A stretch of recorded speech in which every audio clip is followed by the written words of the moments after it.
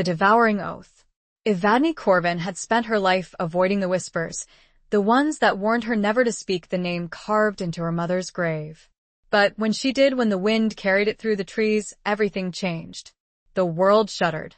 The stars burned brighter. And the next morning, she woke to find a man standing at the edge of her bed, watching her with golden eyes filled with something dark, something hungry. "You called me back," he murmured, his lips curling at the edges. "Now you must finish what she started." Chapter 1. The Whisper on the Wind. The air in the Blackwood Cemetery was always still, heavy with the scent of damp earth and decaying leaves. Evadne Corvin knelt before her mother's headstone, the granite cold and unforgiving beneath her fingertips. 62 years. 62 years she'd lived, and every autumn, she made this pilgrimage, a ritual of grief and unspoken questions. Her mother, Serafina, had died when Evadne was just a child, a sudden illness the doctors couldn't explain, leaving behind a void and a legacy of hushed warnings. "Don't go near the woods, Evadne," her grandmother had cautioned, her voice brittle with fear. And never, ever, speak the name on her stone aloud. The name. It was an odd one, beautiful and unsettling in equal measure. Caius. Carved beneath Serafina's own name, it seemed to pulse with a hidden energy, a secret waiting to be unearthed. Evadne traced the letters, the rough stone scraping against her skin. She'd always obeyed her grandmother, fear a constant companion.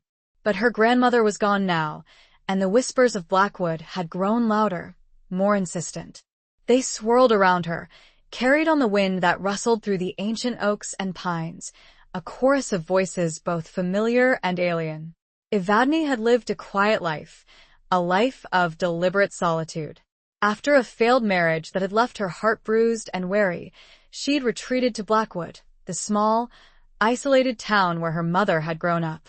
She'd bought the old Victorian house on Hemlock Lane, the one with the overgrown garden and the attic filled with dusty relics of a past she'd barely understood. She'd found solace in the routine of her days, in the predictable rhythm of the seasons. She worked as a freelance editor, her days spent immersed in other people's stories, a welcome distraction from the silence of her own. But lately, the silence had become unbearable. The whispers had grown too loud to ignore. And today, standing before her mother's grave, a strange compulsion seized her. A feeling of inevitability, of a destiny long delayed. The wind picked up, whipping her silver-streaked brown hair around her face. The leaves danced a frantic jig, and the air crackled with an almost palpable energy. Evadne closed her eyes, her heart pounding a frantic rhythm against her ribs. She took a deep breath, the scent of pine and decay filling her lungs. "Caius," she whispered, the name a fragile breath on the wind. The world shifted. It wasn't a physical sensation, not exactly. It was more like a realignment, a subtle tremor that ran through the very fabric of existence. The air grew thick, heavy, charged with an unseen power. The rustling of the leaves intensified, morphing into a sound like whispered voices, urgent and demanding. Evadne opened her eyes, her gaze drawn to the towering pines that bordered the cemetery. The shadows beneath them seemed deeper, darker, more alive. She felt a prickling sensation on the back of her neck, the instinctive awareness of being watched. But when she turned, there was nothing there. Just the wind, the trees, and the silent, watchful stones. Evadne stood, her legs trembling slightly. She brushed the dirt from her knees, her heart still racing. Had she imagined it? The shift, the whispers, the feeling of presence? She glanced back at the headstone, at the name carved into the cold stone. Caius. It seemed to shimmer in the fading light, a beacon in the gathering gloom. She walked home slowly, the familiar streets of Blackwood suddenly feeling alien, imbued with a sense of unease she couldn't shake. The houses, with their darkened windows and silent porches, seemed to be holding their breath, waiting. The streetlights flickered, casting long, dancing shadows that played tricks on her eyes. By the time she reached Hemlock Lane, the sun had dipped below the horizon, painting the sky in shades of bruised purple and fiery orange. Her house, with its peeling paint and overgrown ivy, loomed before her, a silhouette against the darkening sky. It had always felt like a sanctuary, a refuge from the world. But tonight it felt different. Vulnerable. She fumbled with the key, her hand shaking. The lock clicked open, and she stepped inside, the scent of old wood and beeswax greeting her. She closed the door behind her, leaning against it for a moment, her breath catching in her throat. The house was silent, but it was a different kind of silence than she was used to. It was a waiting silence. A silence pregnant with anticipation. She made her way through the dimly lit hallway, her footsteps echoing on the wooden floors. She passed the living room, with its worn velvet furniture and overflowing bookshelves. She climbed the creaking stairs, her hand trailing along the smooth, polished banister. Her bedroom was on the second floor at the end of the hall. It was a large, airy room, with tall windows that overlooked the garden. The walls were painted a soft, calming blue, and the furniture was a mix of antique and modern pieces. A four-poster bed dominated the room, its heavy curtains drawn back. Evadne crossed the room and switched on the bedside lamp, casting a warm, golden glow. She caught her reflection in the antique mirror above the dresser. Her face was pale, her eyes wide and shadowed. She looked older, tired. She sighed and began to undress, her movements slow and deliberate. She slipped out of her clothes and into a soft, cotton nightgown. She brushed her hair, the long strands falling around her shoulders like a silver waterfall. As she climbed into bed, she noticed something out of place. A faint scent, unfamiliar and yet intriguing. It was a musky, earthy scent, with a hint of pine and something else, something wilder. She dismissed it as her imagination, a lingering trace of the cemetery air. She snuggled beneath the covers, the soft down comforter a comforting weight. She closed her eyes, willing herself to relax, to sleep. But sleep wouldn't come. The whispers were back, louder now, swirling around her head like a restless wind. She tossed and turned, her mind racing. She thought of her mother, of the secrets she'd taken to her grave. She thought of the name, Caius, and the strange, unsettling feeling it evoked. She opened her eyes, staring up at the ceiling. The shadows danced in the corners of the room, playing tricks on her tired eyes. She felt a sudden chill, a prickling sensation on her skin. And then she saw him. He was standing at the edge of her bed, a silhouette against the faint moonlight that filtered through the curtains. He was tall and broad-shouldered, his figure imposing in the dim light. She couldn't make out his features, but she could feel his presence, a powerful, magnetic force that filled the room. Her breath caught in her throat. She wanted to scream, to run, but she was frozen, paralyzed by a mixture of fear and something else. Something she couldn't quite name. He moved, slowly, deliberately. He stepped closer, and the moonlight caught his face. His eyes. They were the first thing she noticed. They were golden, luminous, like molten gold. They held a depth of intensity that seemed to pierce through her, to see into the very depths of her soul. His face was sharp, angular, with high cheekbones and a strong jawline. His hair was dark, almost black, and it fell to his shoulders in thick waves. He was beautiful and terrifying. He didn't speak for a long moment, his gaze fixed on her unwavering. The silence stretched, thick and heavy, punctuated only by the frantic beating of her heart. Then, he finally spoke, his voice a low, resonant murmur that seemed to vibrate through the very air around them. "You called me back," he said, his lips curling at the edges, a hint of something dark, something hungry, lurking beneath the surface. "Now you must finish what she started." The fear receded, replaced by a strange, unsettling calm.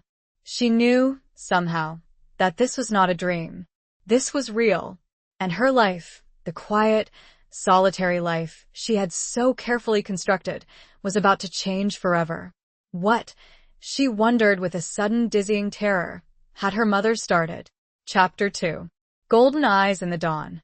The morning light, pale and hesitant, crept through the gaps in the curtains, painting streaks across the rumpled sheets.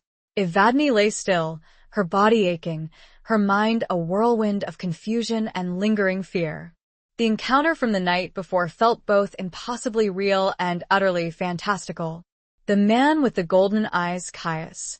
The name echoed in her mind, no longer just a whisper on the wind, but a tangible presence, a weight pressing down on her. Had she truly dreamed it all? The intensity of his gaze, the low thrum of his voice, the unsettling feeling of his presence, it had all felt so vivid, so undeniably real. She sat up, pushing the covers aside. The room was empty, silent save for the gentle chirping of birds outside her window. The air held no trace of the musky, pine scent she'd noticed before. She rose and walked to the window, drawing back the curtains. The garden below was bathed in the soft, golden light of dawn. Dew clung to the leaves and petals, sparkling like tiny diamonds. Everything looked normal, peaceful, and yet nothing felt the same. She touched her neck, her fingertips tracing the spot where she'd felt that prickling sensation the night before. It was just skin, smooth and warm. No mark, no sign of anything unusual. But as she turned away from the window, she caught her reflection in the antique mirror. Her eyes, usually a soft hazel, seemed different. There was a flicker of something gold within them, a fleeting glimmer that vanished as quickly as it appeared. She leaned closer, staring at her reflection, her heart pounding. She was losing her mind. That had to be it. Grief, loneliness, the whispers, they'd finally driven her to the brink. She spent the morning trying to distract herself. She made coffee, the familiar aroma grounding her, if only slightly. She ate toast, the simple act of chewing and swallowing a strange comfort. She tried to work, opening her laptop and staring at the screen, but the words swam before her eyes, meaningless and jumbled. The image of Caius, his golden eyes burning into hers, kept intruding. The way he'd spoken, his voice both a caress and a threat. You call me back. Now you must finish what she started. What had Seraphina started? What bargain had she made? And why was Evadne now caught in the middle of it? She closed her laptop, the questions swirling unanswered in her mind. She needed answers. And she knew where she might find them. The attic. It was a place she'd avoided since moving into the house. It was filled with her mother's belongings, boxes and trunks overflowing with the detritus of a life cut short. Evadne had always found it too painful, too overwhelming, to confront the tangible remnants of the woman she barely knew. But now, she felt a desperate need to delve into that past, to uncover the secrets that had haunted her for so long. The attic door was at the end of the upstairs hallway, hidden behind a faded tapestry. Evadne pulled the tapestry aside, revealing the narrow, wooden door. She hesitated for a moment, her hand hovering over the rusty knob. The air around the door seemed colder, thicker, as if the attic itself were holding its breath. She took a deep breath and turned the knob.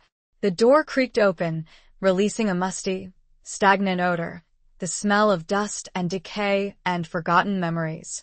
A single, bare bulb hung from the ceiling, casting a weak, yellowish light that barely penetrated the gloom. The attic was larger than she'd expected, stretching the entire length of the house. Boxes and trunks were stacked haphazardly, covered in layers of dust and cobwebs.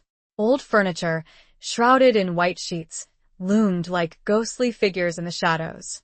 Evadne stepped inside, her footsteps echoing in the stillness. She pulled the string to turn on the light, the bulb flickering uncertainly before settling into a steady, if dim, glow. She began to search, her hands trembling as she lifted the lids of boxes, sifted through yellowed papers, and examined faded photographs. She found old letters, written in her mother's elegant script, filled with details of a life Evadne had never known. She found diaries, their pages filled with personal reflections, hopes, and fears. She found a small, wooden box, intricately carved with images of birds and vines. It was locked, but Evadne found the key tucked inside one of the diaries. She opened the box, her heart pounding with anticipation. Inside, nestled on a bed of faded velvet, was a silver ring. It was a simple band, but it was engraved with a single word, Caius. Evadne gasped, her fingers closing around the ring.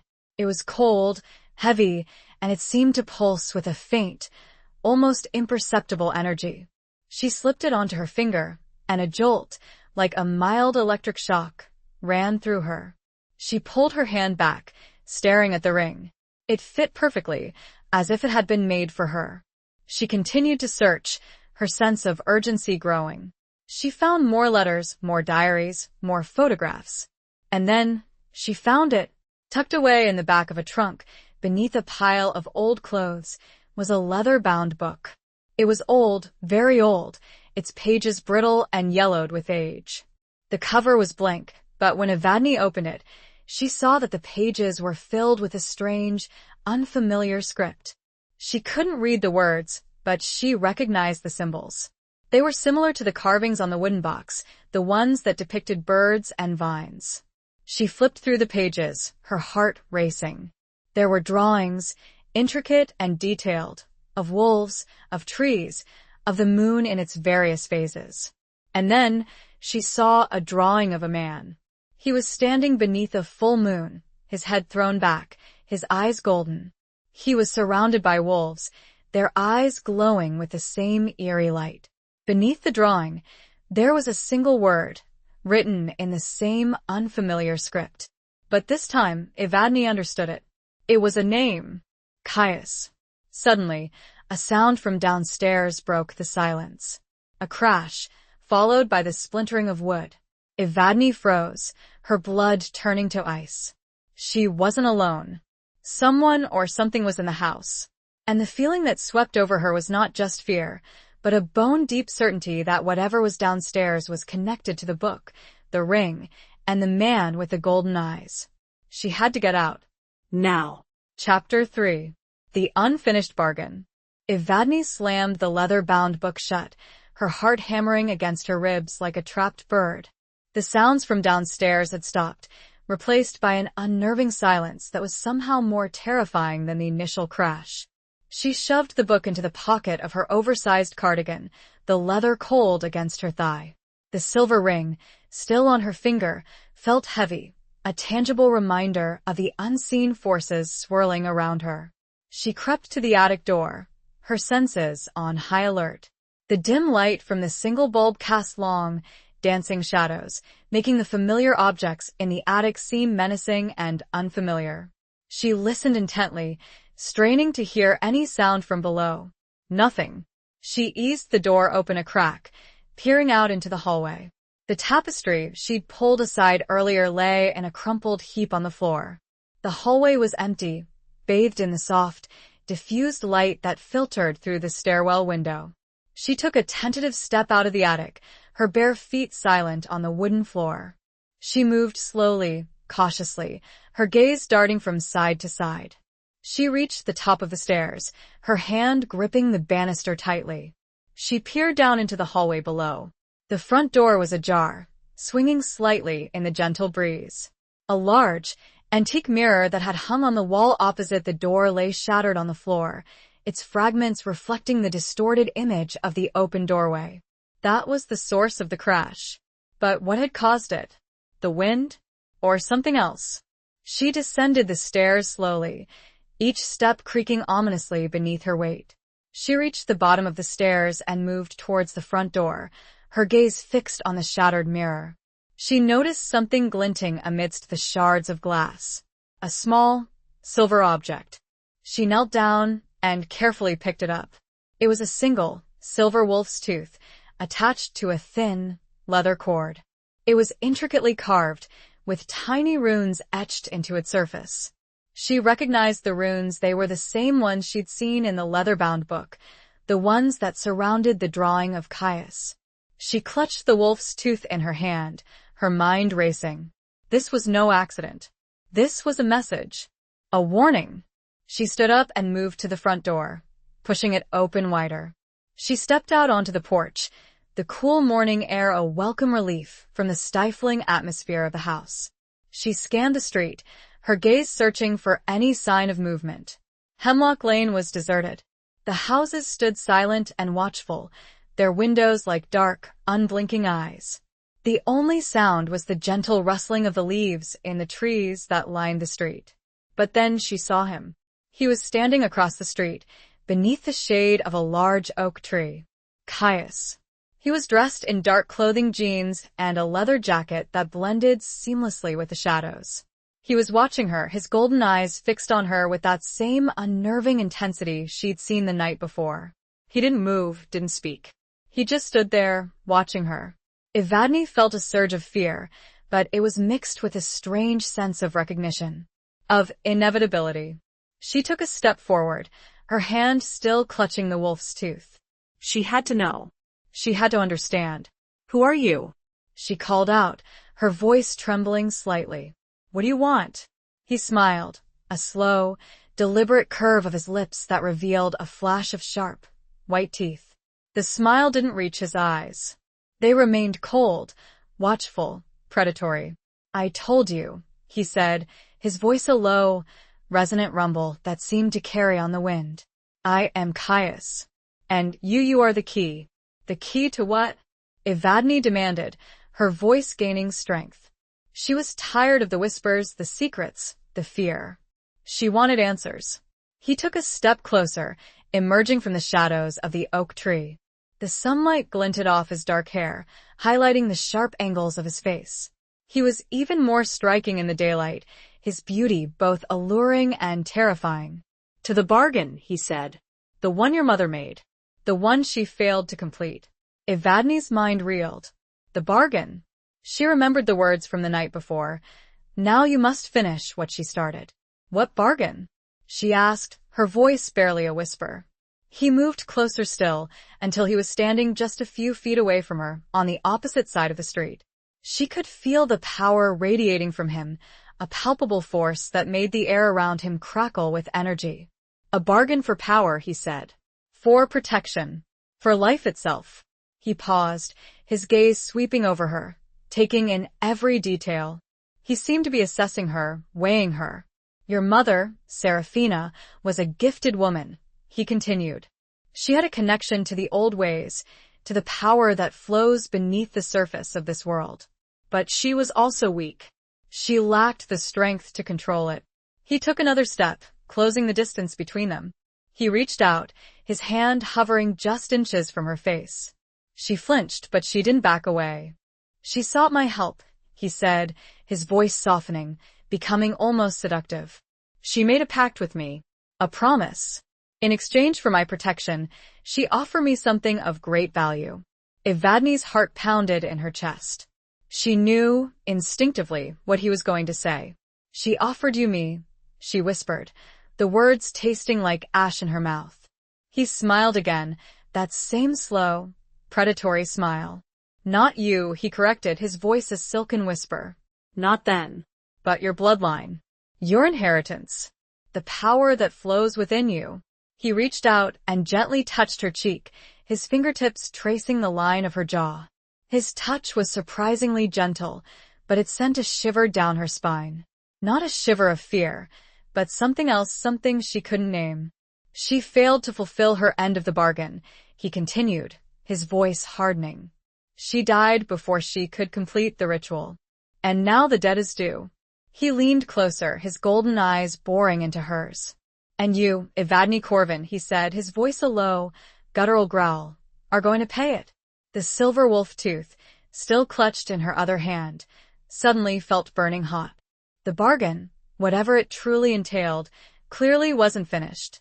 And somehow, she knew she was already more deeply entangled than she could have ever imagined. Chapter 4. Echoes of a Lost Life. The weight of Caius's words settled upon Evadne like a shroud, suffocating and inescapable. The debt. Her debt. A legacy of a life she hadn't lived, a bargain she hadn't made, now threatened to consume her. She recoiled from his touch, a surge of defiance sparking within her. I owe you nothing, she declared, her voice trembling but firm. I didn't make any bargain. Caius's golden eyes narrowed, a flicker of something that might have been amusement, or perhaps annoyance, crossing his features. He straightened, his imposing figure casting a shadow over her.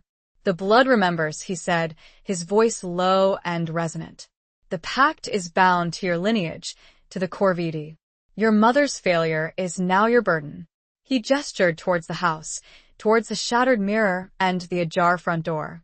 "The signs are clear, Evadne. You cannot escape this. You felt it when you spoke my name. You felt the power awaken." Evadne glanced back at the house, a shiver tracing its way down her spine. He was right. She had felt it. The shift in the air, the whispers, the unsettling presence it had all started when she'd spoken his name at her mother's grave. She turned back to him, her gaze searching his face. She needed to understand. She needed to know what she was up against. "What did my mother promise you?" she asked, her voice softening, pleading. What was the ritual she was supposed to complete? Caius studied her for a long moment, his expression unreadable. Then he sighed, a sound that seemed to carry the weight of centuries. "It is a long story," he said. "One that is best told elsewhere." He gestured towards the street, towards the woods that bordered Blackwood. "Walk with me, Evadne. Let me show you the truth of your heritage." Evadne hesitated. Trusting him felt like a dangerous gamble. He was clearly powerful, potentially dangerous. And yet, she felt a strange pull towards him, a sense of connection.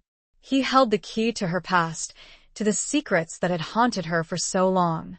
She glanced back at the house, at the shattered remnants of her quiet life. There was nothing for her there anymore. The whispers had become a roar, and she could no longer ignore them. She took a deep breath and nodded. "All right," she said. "I'll walk with you." They walked in silence for a while, heading away from Hemlock Lane and towards the edge of town. The sun climbed higher in the sky, casting long shadows that stretched and danced around them. The air grew cooler, the scent of pine and damp earth intensifying as they neared the woods. Evadne noticed the way people looked at them as they passed. Or rather, the way they didn't look at them. They averted their gazes, their faces tight with a mixture of fear and recognition. It was as if they knew Caius, as if they knew what he was. "They know you," Evadne said, breaking the silence. "Don't they?" Caius glanced at her, a flicker of something unreadable in his golden eyes. "Some do," he said. "The older families. The ones who remember the old stories." "What stories?" Evadne asked. He smiled, a slow, enigmatic smile. "Stories of wolves and magic," he said. "Of pacts made and broken. Of a power that sleeps beneath the earth, waiting to be awakened." They reached the edge of the woods, the towering pines casting a deep, cool shade. The air here was thick with the scent of resin and damp leaves. The sounds of the town faded behind them, replaced by the rustling of leaves and the chirping of birds. Caius stopped at the edge of the tree-line, turning to face Evadne. He reached into his pocket and pulled out a small, silver knife. Evadne instinctively recoiled, her hand flying to her chest. "Don't be afraid," he said, his voice soothing. "I'm not going to hurt you." He held out the knife, handle first. "Take it," he said. "It's a token, a symbol of the pact." Evadne hesitated, then reached out and took the knife. It was heavier than she expected, the silver cool against her skin. The handle was intricately carved, with images of wolves and ravens. Corvidi, her family name. "The Corvidi have always been connected to the woods," Caius said, his gaze fixed on the knife in her hand. "To the power that resides within them. Your mother was one of the last who truly understood that connection." He began to walk into the woods, and Evadne followed, the knife clutched tightly in her hand. They walked along a narrow, winding path, the trees closing in around them, creating a sense of isolation and intimacy. "Your mother was a healer," Caius continued, his voice echoing softly through the trees. "She used her gifts to help others, to mend broken bones, to soothe troubled minds. But her power, it was more than that. She could communicate with the spirits of the woods, with the animals, with the very earth itself." Evadne listened, captivated. She'd always known her mother was different, that there was something special about her. But she'd never understood the true extent of her gifts. She learned to harness that power, Caius said, to draw it into herself. But it was too much for her. It began to consume her. He stopped, turning to face her. He reached out and gently touched her cheek, his fingertips tracing the line of her jaw. His touch was warm, and it sent a shiver down her spine, a shiver that was not entirely unpleasant.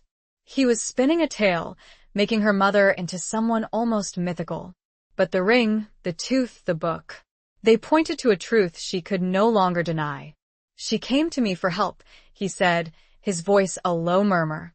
She knew that I could control the power, that I could teach her to master it. She needed protection from those that sought to use her. And I offered her that protection. In exchange for a service. He met her gaze, his golden eyes burning into hers. A ritual, to be performed when her descendant came of age. A ritual that would bind our powers together, forever. The finality in his voice sent another, deeper chill through her. And that descendant, Evadne whispered, that is me. Chapter 5. The Mark of the Corvidi. Caius nodded, his golden eyes holding a mixture of ancient knowledge and a predatory stillness that sent a fresh wave of unease through Evadne. You are the culmination of her lineage, the one the pact was designed for. The ritual requires a willing participant, someone with a Corvidi blood, someone who has awakened to their inheritance. He gestured towards the silver ring on her finger, the one she'd found in the attic. The ring is a conduit. It amplifies your connection to the power, to me. Speaking my name activated it, began the process. Evadne looked down at the ring. It seemed to shimmer in the dappled sunlight that filtered through the trees. She felt a faint tingling sensation in her finger, a subtle vibration that resonated deep within her bones. But what is the ritual? She asked, her voice barely a whisper. What does it entail? Caius smiled, a slow, deliberate curve of his lips that didn't reach his eyes. It is a joining, he said. A merging of our essences. A sharing of power. He stepped closer, his presence overwhelming. She could smell the scent of pine, and something else, something wilder, something that spoke of the untamed forest and the creatures that dwelled within it. It will make you stronger, he said, his voice a silken whisper. More powerful than you can possibly imagine. You will be able to command the elements, to heal the sick, to communicate with the spirits of the earth. You will be untouchable. He reached out and gently cupped her face in his hands, his thumbs tracing the curve of her cheekbones. His touch was surprisingly gentle, but it sent a jolt of electricity through her, a sensation that was both terrifying and exhilarating. But it also binds you to me, he continued, his voice dropping to a low, guttural growl. Forever. You will be mine, Evadne. Body and soul. Evadne's breath caught in her throat. The implications of his words were staggering. A lifetime of servitude? A loss of self? It was a price far too high to pay. She pulled away from him, her eyes flashing with defiance. I will not be yours, she declared. I will not be bound to anyone. Caius's expression hardened. The gentleness vanished, replaced by a cold, calculating gaze. You have no choice, he said.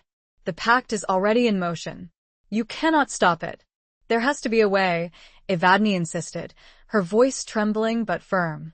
There's always a choice. He chuckled, a low, humorless sound that echoed through the trees. You are naive, Evadne. You do not understand the forces that are at play. He reached out and grabbed her wrist, his grip surprisingly strong. He pulled her closer, forcing her to look at him. Your mother understood, he said, his voice harsh. She knew the risks, but she also knew the rewards. She was willing to make the sacrifice. But I am not, Evadne retorted, struggling to free her wrist. I will not be a pawn in your game. He tightened his grip, his fingers digging into her skin. It is not a game, Evadne. It is destiny. He pulled her closer still, until their faces were just inches apart. She could feel his breath on her skin, warm and heavy. Look at me, he commanded, his voice a low, hypnotic murmur. Evadne tried to resist, to look away, but she couldn't. His golden eyes held her captive, drawing her in, mesmerizing her. She felt her will weakening, her resistance crumbling. He leaned in, his lips brushing against her ear. "You feel it, don't you?" he whispered. "The power. The connection. It's calling to you, Evadne. Embrace it." She felt a surge of something she couldn't quite name. It was a feeling of power, of belonging, of inevitability. It was terrifying and exhilarating all at once. He released her wrist and stepped back, his gaze still fixed on her. "Think about it, Evadne," he said. "Consider the possibilities. The power you could wield. The life you could have." He turned and began to walk deeper into the woods, his figure disappearing into the shadows. Evadne stood there, frozen, her mind reeling. She looked down at her wrist, at the faint red marks where his fingers had gripped her. She touched the silver ring on her finger, the metal now warm against her skin. She was caught in a web spun from ancient pacts and forgotten magic. She didn't know what to do, where to turn. But she knew one thing. She couldn't let Caius control her. She had to find a way to break free, to reclaim her life, her destiny. As she turned to head back towards town, she noticed something she hadn't seen before.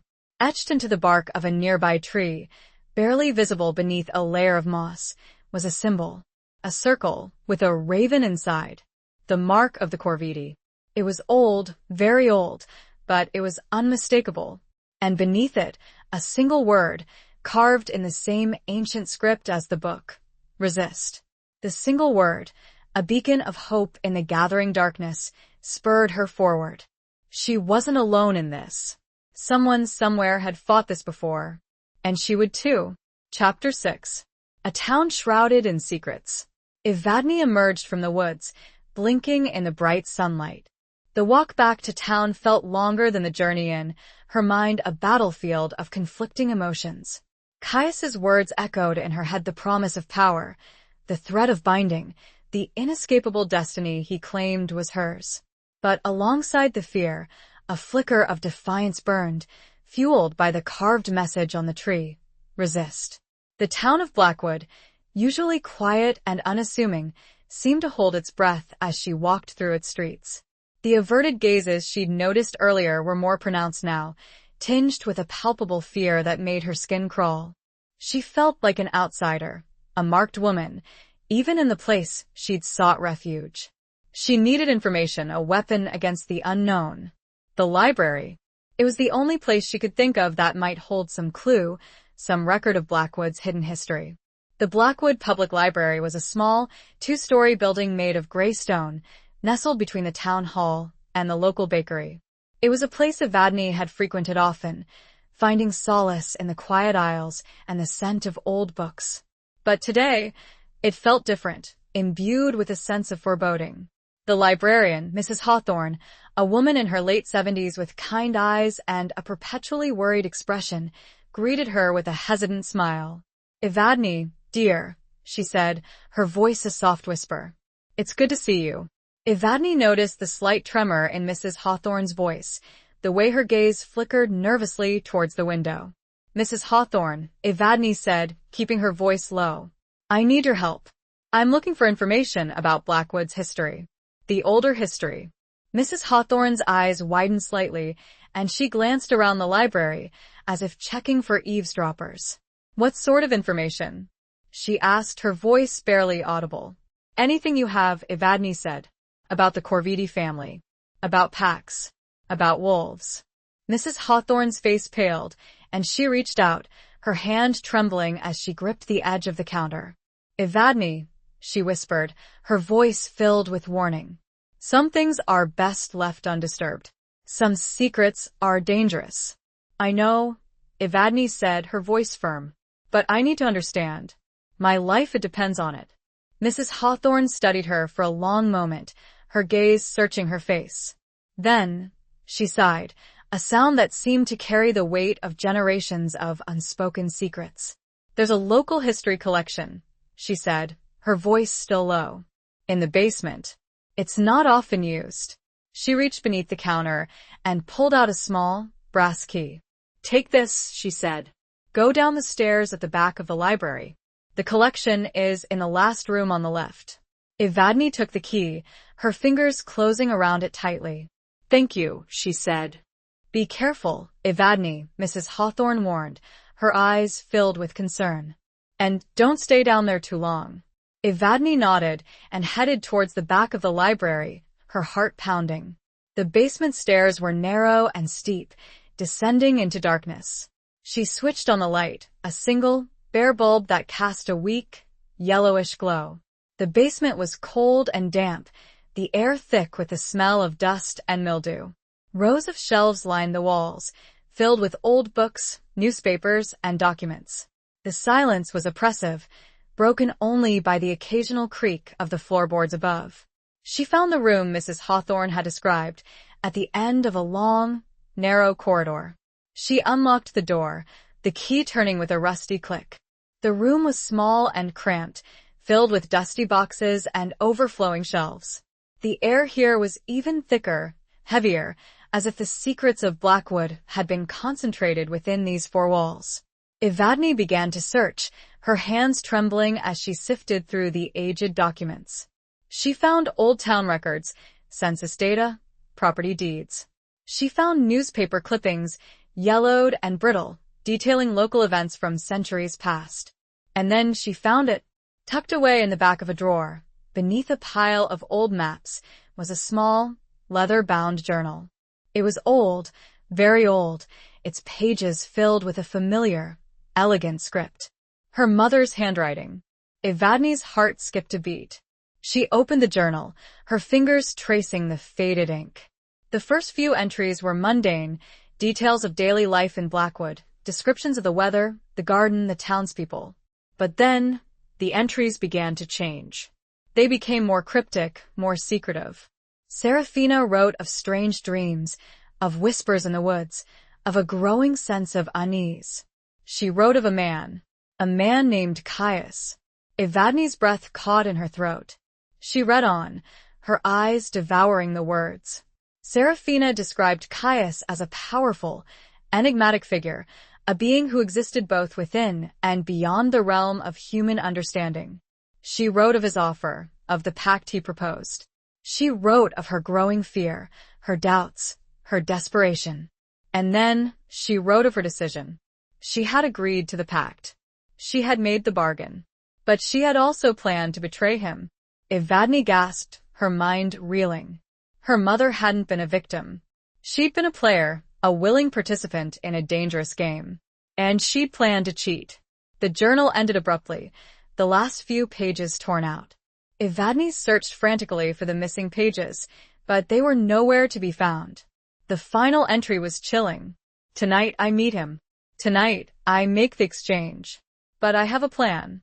A way to protect my daughter, to sever the connection. I pray it works. I pray I am strong enough.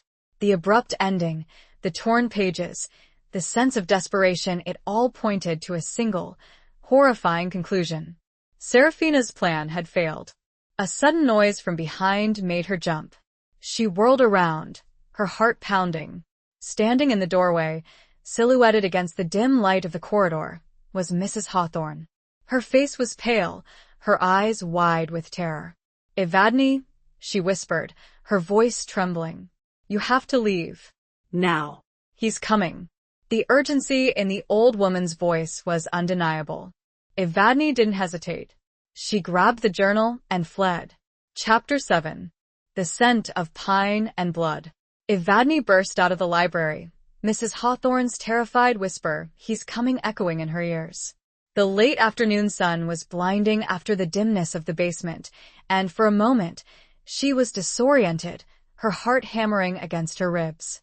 She clutched the leather-bound journal, her mother's journal, to her chest, the aged leather a tangible link to the past and a terrifying reminder of the present. She scanned the street, her gaze darting from side to side. Hemlock Lane, just a few blocks away, seemed impossibly distant. The quiet town, usually so comforting in its ordinariness, now felt menacing, every shadow a potential hiding place, every averted gaze a silent accusation. She started to run, her footsteps echoing on the pavement. She didn't know where she was going, only that she needed to get away, to find a safe place to think, to plan. The scent hit her first. Pine, sharp and resinous, overlaid with something else, something musky, animalistic, and undeniably cayuse. It was the scent she'd noticed in her bedroom, the scent that had clung to the air in the woods. It was stronger now, more potent, a clear indication of his proximity. She risked a glance over her shoulder. He wasn't there, but she felt him, a presence at the edge of her awareness, a shadow closing in. She turned a corner, her lungs burning, her legs aching. She found herself in a narrow alleyway, lined with overflowing bins and discarded furniture. It was a dead end, a trap. She pressed herself against the cold brick wall, her breath coming in ragged gasps. She could hear the faint sound of footsteps, slow and deliberate, approaching the mouth of the alleyway. She was trapped. She closed her eyes, her mind racing. She had to think, to find a way out. She remembered the silver knife Caius had given her, the one with the carvings of wolves and ravens. She pulled it out of her pocket, her fingers closing around the cool metal. It was a flimsy weapon, but it was all she had. The footsteps stopped. Silence. Then a low, resonant voice, filled with a chilling amusement. Running, Evadne? She opened her eyes. Caius stood at the entrance to the alleyway, blocking the only way out. He was silhouetted against the fading sunlight, his figure imposing, his golden eyes gleaming in the shadows. I told you, he said, his voice a soft purr. You cannot escape this. He took a step closer, his gaze fixed on her. He moved with a fluid grace, a predator stalking its prey. The journal, he said, his voice hardening. Give it to me. Evadne tightened her grip on the knife. No, she said, her voice trembling but firm. This is mine. My mother's.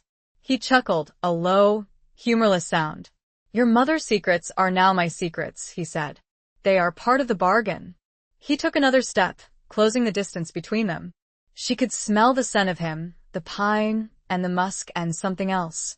Something metallic, coppery. Blood.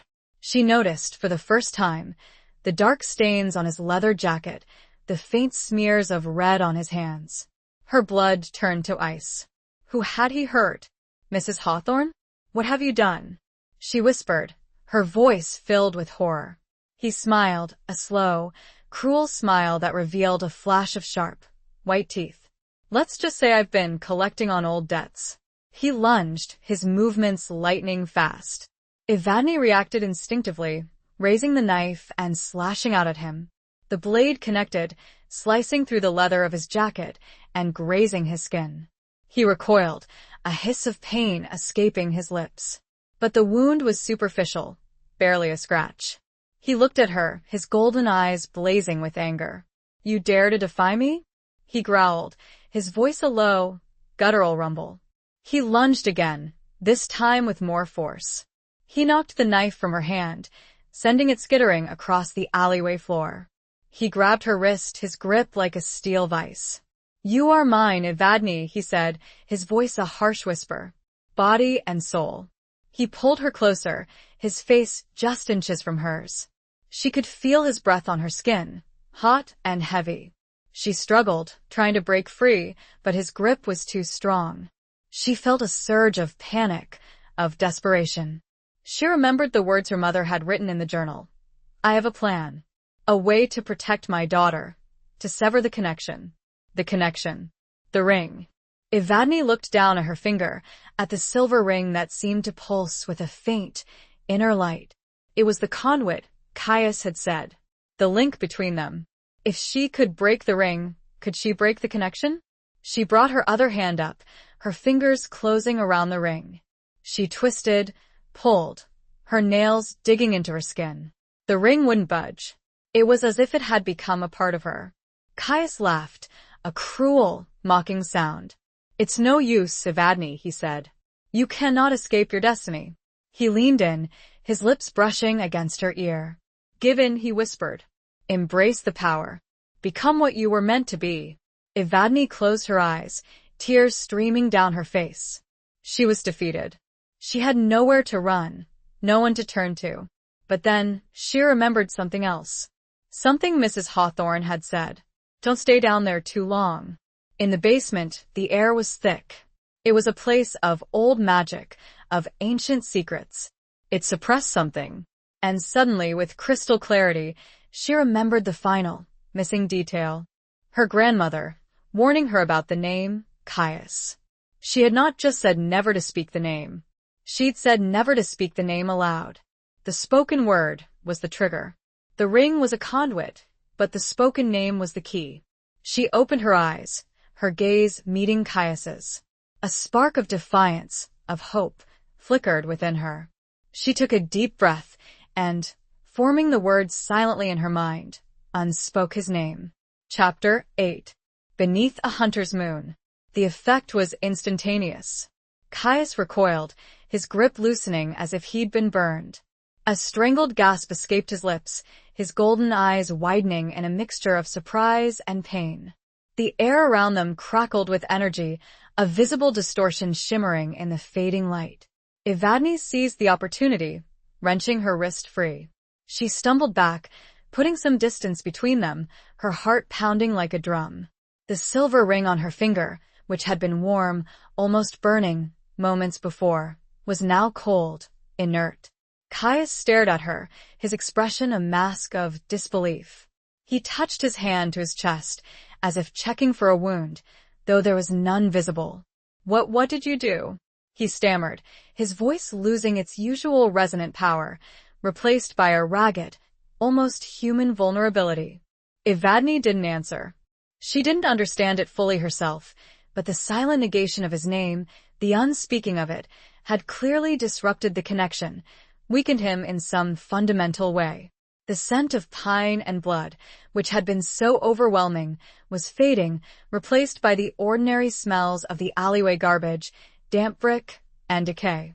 He took a hesitant step towards her, his movements less fluid, less predatory than before. You cannot undo what is done," he said, but his voice lacked conviction. "The pact is still binding."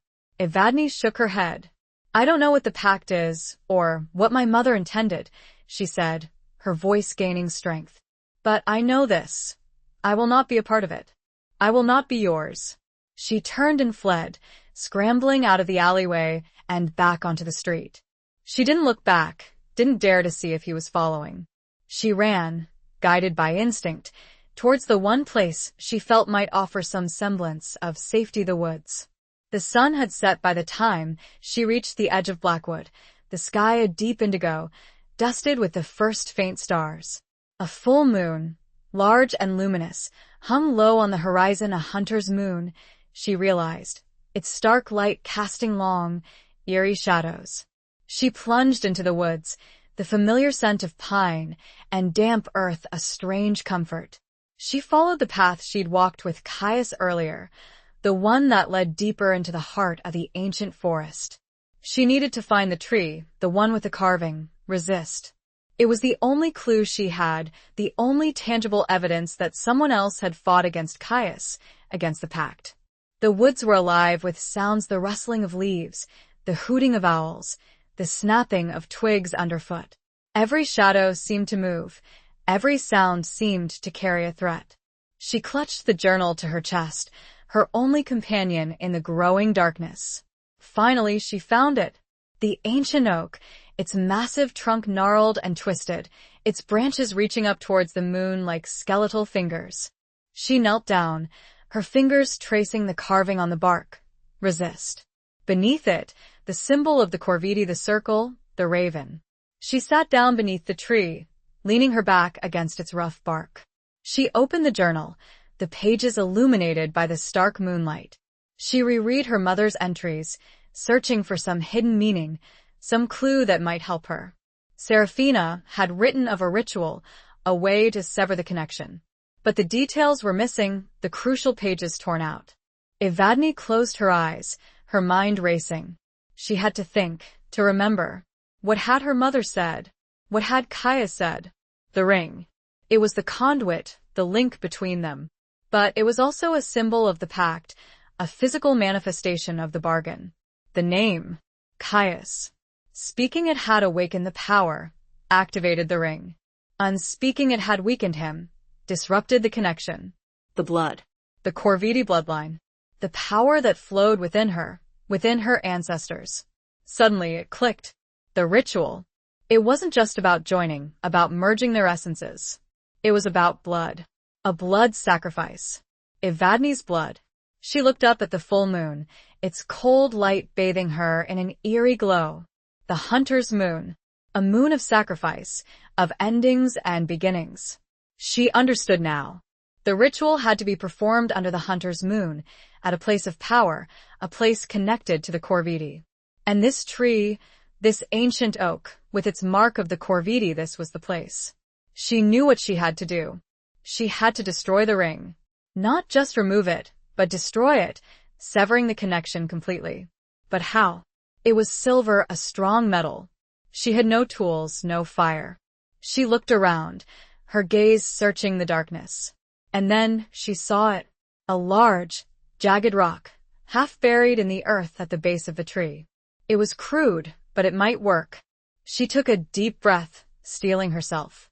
She slipped the ring off her finger, the metal cold against her skin. She placed it on the rock, its silver surface gleaming in the moonlight. She picked up another, smaller rock, her hand trembling.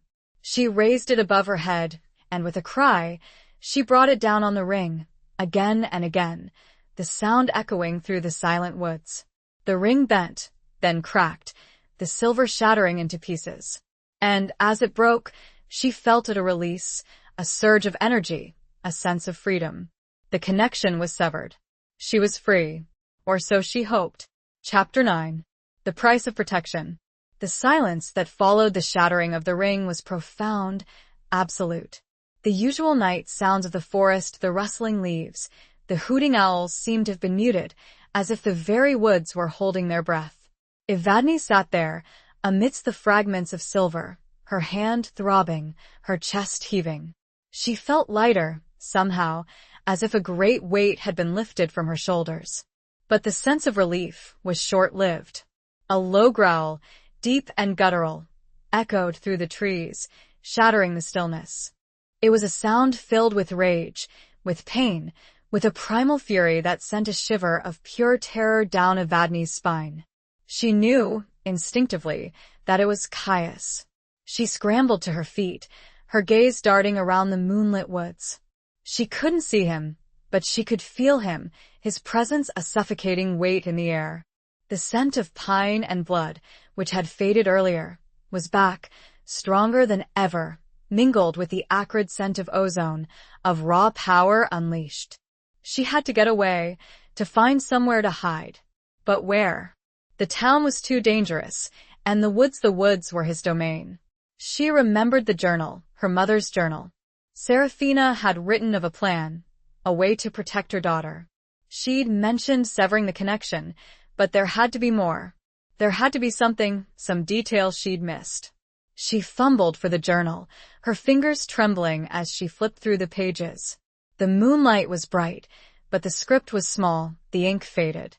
She scanned the entries, her heart pounding, her eyes desperately searching for a clue. And then she found it. A small, almost illegible passage, scribbled in the margin of one of the pages. It was a single sentence, a cryptic phrase. The circle protects, the raven guides. The circle, the raven, the mark of the Corvidi. Evadne looked around, her gaze sweeping over the clearing. She was standing beneath the ancient oak, the one with the carving. The symbol of the Corvidi, the circle, the raven was etched into its bark. Could that be it? Could the tree itself offer some form of protection?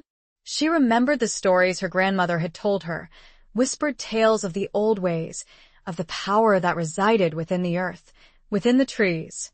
She dismissed them as folklore, as old wives' tales. But now she wasn't so sure. She reached out and touched the rough bark of the tree, her fingers tracing the outline of the carving. She felt a faint tingling sensation, a subtle vibration that seemed to resonate deep within her bones. The growl came again, closer this time, accompanied by the snapping of twigs and the rustling of undergrowth. He was coming. Evadne closed her eyes, her mind racing. The circle protects. The raven guides. She had to create a circle, a boundary, a protective barrier. But how? She looked down at the fragments of the shattered ring, the pieces of silver glinting in the moonlight. Silver. A metal associated with the moon, with protection, with warding off evil.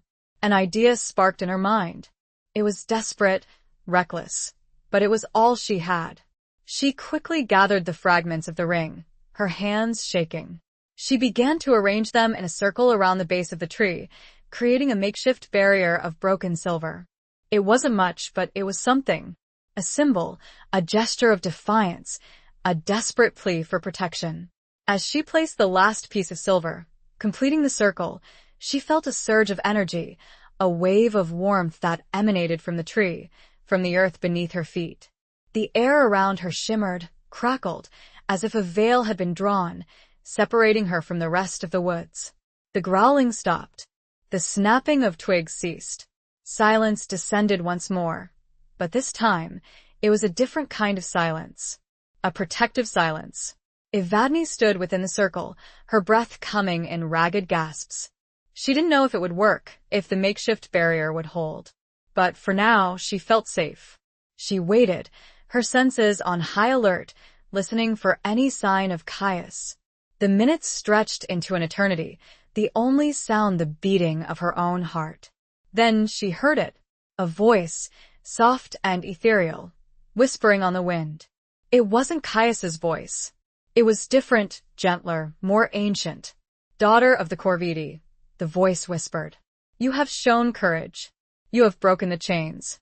But the pact it is not yet fully undone. Evadne looked around, but she couldn't see anyone. The voice seemed to be coming from everywhere and nowhere at once. Who are you? She whispered, her voice trembling. We are the guardians, the voice replied. The spirits of this place. The protectors of the balance. What do I do? Evadne asked. How do I end this?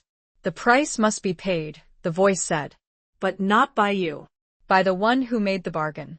By the one who broke the trust. Evadne's mind reeled. The price. Caius. He was the one who had to pay. But how? He is strong, she said. Powerful. I cannot defeat him. You do not need to defeat him, the voice whispered. You need to release him. Return him to the source. To the place from whence he came. Release him. Return him. To the source. Evadne thought of the leather-bound book she'd found in the attic, the one with the drawings of wolves and magic and the ancient script. She remembered the drawing of Caius, standing beneath a full moon, surrounded by wolves. The source. It wasn't a place, not exactly. It was a state of being. A connection to the wild, to the untamed power of the earth. He was a creature of the moon, of the shadows, of the primal forces that lay beneath the surface of the world. To defeat him, she must cut that connection at its primal root. She had to sever his connection to the world he'd forced himself into. The world of her bloodline. Chapter 10. A Dance with Shadows. The whispers of the guardians faded, leaving Evadne alone within the circle of shattered silver, the ancient oak a silent sentinel above her. Release him. Return him to the source. The words echoed in her mind, a cryptic instruction that felt both impossibly vague and chillingly clear. She understood, on some intuitive level, what she had to do. It wasn't about fighting Caius, not in the conventional sense. It was about unraveling the unnatural bond he'd forged with her bloodline, severing his connection to the world he'd sought to dominate. But how? The full moon, hanging high above the trees, cast long, dancing shadows that seemed to writhe and twist with a life of their own. The air was thick with the scent of pine and the lingering, metallic tang of his blood, the blood he'd spilled in his pursuit of her. She knew he was out there, somewhere in the darkness, wounded and enraged, but also weakened. The unspeaking of his name, the destruction of the ring these actions had disrupted his power, at least temporarily. But she knew it wouldn't last.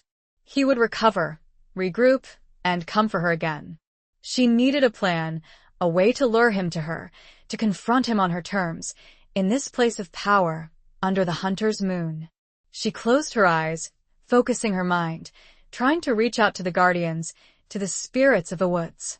She remembered the phrase they'd whispered, the circle protects, the raven guides. The circle was already in place, the broken silver a fragile barrier against the darkness. But the raven, what did it mean? She thought of the mark of the corvidi, the symbol etched into the tree, into the silver knife, into her mother's journal. The raven, a creature of magic, of prophecy, of transformation, a guide between worlds. She needed a guide, a way to navigate the treacherous path between the world of the living and the realm of shadows, the realm from which Caius drew his power. And then she remembered. The leather-bound book, the one she'd taken from the library. It was more than just a record of her mother's past. It was a grimoire, a book of spells, of rituals, of ancient knowledge. She pulled the book from her pocket, her fingers trembling as she flipped through the brittle pages. The script was unfamiliar, but the drawings were clear. She found the page with the image of Caius, standing beneath the full moon, surrounded by wolves. Beneath the drawing, there were a series of symbols, a sequence of runes. She recognized them from the wolf's tooth she'd found, from the carvings on the silver knife. It was an incantation, a spell to summon him. It was dangerous, reckless, but it was the only way. She had to confront him, to force him to face the consequences of his actions. She took a deep breath, steeling herself. She began to chant the words, her voice soft at first, then gaining strength, resonating with the power of the ancient forest. The symbols seemed to glow in the moonlight, the air around her growing thick, heavy, charged with an unseen energy. As she chanted, she felt a shift, a subtle realignment of the world around her. The shadows deepened, the trees seemed to lean in closer, the wind whispered through the leaves, carrying with it the scent of pine and blood, and something else, something wilder, more primal. He was coming. She finished the incantation, her voice echoing through the silent woods. Silence. Then a low growl, deep and guttural, rumbled from the darkness beyond the circle. Caius emerged from the shadows, his figure tall and imposing, his golden eyes blazing with a cold, furious light. He was wounded. She could see that his leather jacket was torn, his face streaked with blood, but he was still powerful, still dangerous. He stopped at the edge of the circle, his gaze fixed on her. He couldn't cross it, not yet. The broken silver, the power of the ancient oak, held him at bay. "You cannot win, Evadne," he said, his voice a low, menacing growl. "You are bound to me, by blood, by destiny." "I am bound to no one," Evadne retorted, her voice firm, despite the tremor of fear that ran through her. "I have broken the ring. I haven't spoken your name. The connection is severed." He laughed, a cruel, mocking sound. "You are naive," he said. "The pact is more than just a ring, more than just a name. It is woven into the very fabric of your being. You cannot escape it." "Then I will unweave it," Evadne declared. "I will return you to the source, to the place from whence you came." She raised her hand, pointing towards the full moon, towards the shadows that danced and writhed around them. "This is not your world, Caius," she said. "You do not belong here. You are a creature of darkness, of the wild. And I am a daughter of the corvidi, a guardian of the balance. I will not let you corrupt this place, this power." She began to chant again, this time drawing upon the words in the grimoire, the ancient incantations that spoke of binding and release, of severing connections and returning to the source. Her voice resonated with power, with the ancient magic of the woods, with the strength of her ancestors. As she chanted, the air around them grew colder, the shadows deeper. The full moon seemed to glow brighter, its light casting an eerie, ethereal glow over the clearing. Caius roared in defiance, his voice a tortured cry that echoed through the trees. He clawed at the air, his fingers leaving trails of darkness, but he couldn't breach the circle. He seemed to be shrinking, fading, his form becoming less solid, less defined. Evadne continued to chant, her voice unwavering, her focus absolute. She felt the power flowing through her, a force both terrifying and exhilarating. She was a conduit, a channel, a vessel for the ancient magic of the earth. And then, with a final, desperate cry, Caius dissolved. His form shattered into 1,000 fragments of shadow, swirling and dissipating into the night air. The scent of pine and blood vanished, replaced by the clean, crisp scent of the forest after a rain. The circle of broken silver shimmered, then faded, the fragments of metal returning to their inert state. The ancient oak stood silent, its branches reaching up towards the moon, a guardian of the balance restored. The dance was over. Chapter 11. The Heart's Betrayal. The silence that descended after Caius's dissolution was profound, a stark contrast to the tumultuous energy that had filled the clearing moments before. Evadne stood there, beneath the ancient oak, her body trembling, her mind reeling. She felt empty, drained, but also strangely free. The full moon, still riding high in the sky, cast a serene, silvery light over the woods, washing away the shadows that had clung to the trees. The air was clean, crisp, the scent of pine and damp earth no longer tainted by the metallic tang of blood. She had done it. She had released Caius, returned him to the source, severed the connection that had bound him to her bloodline.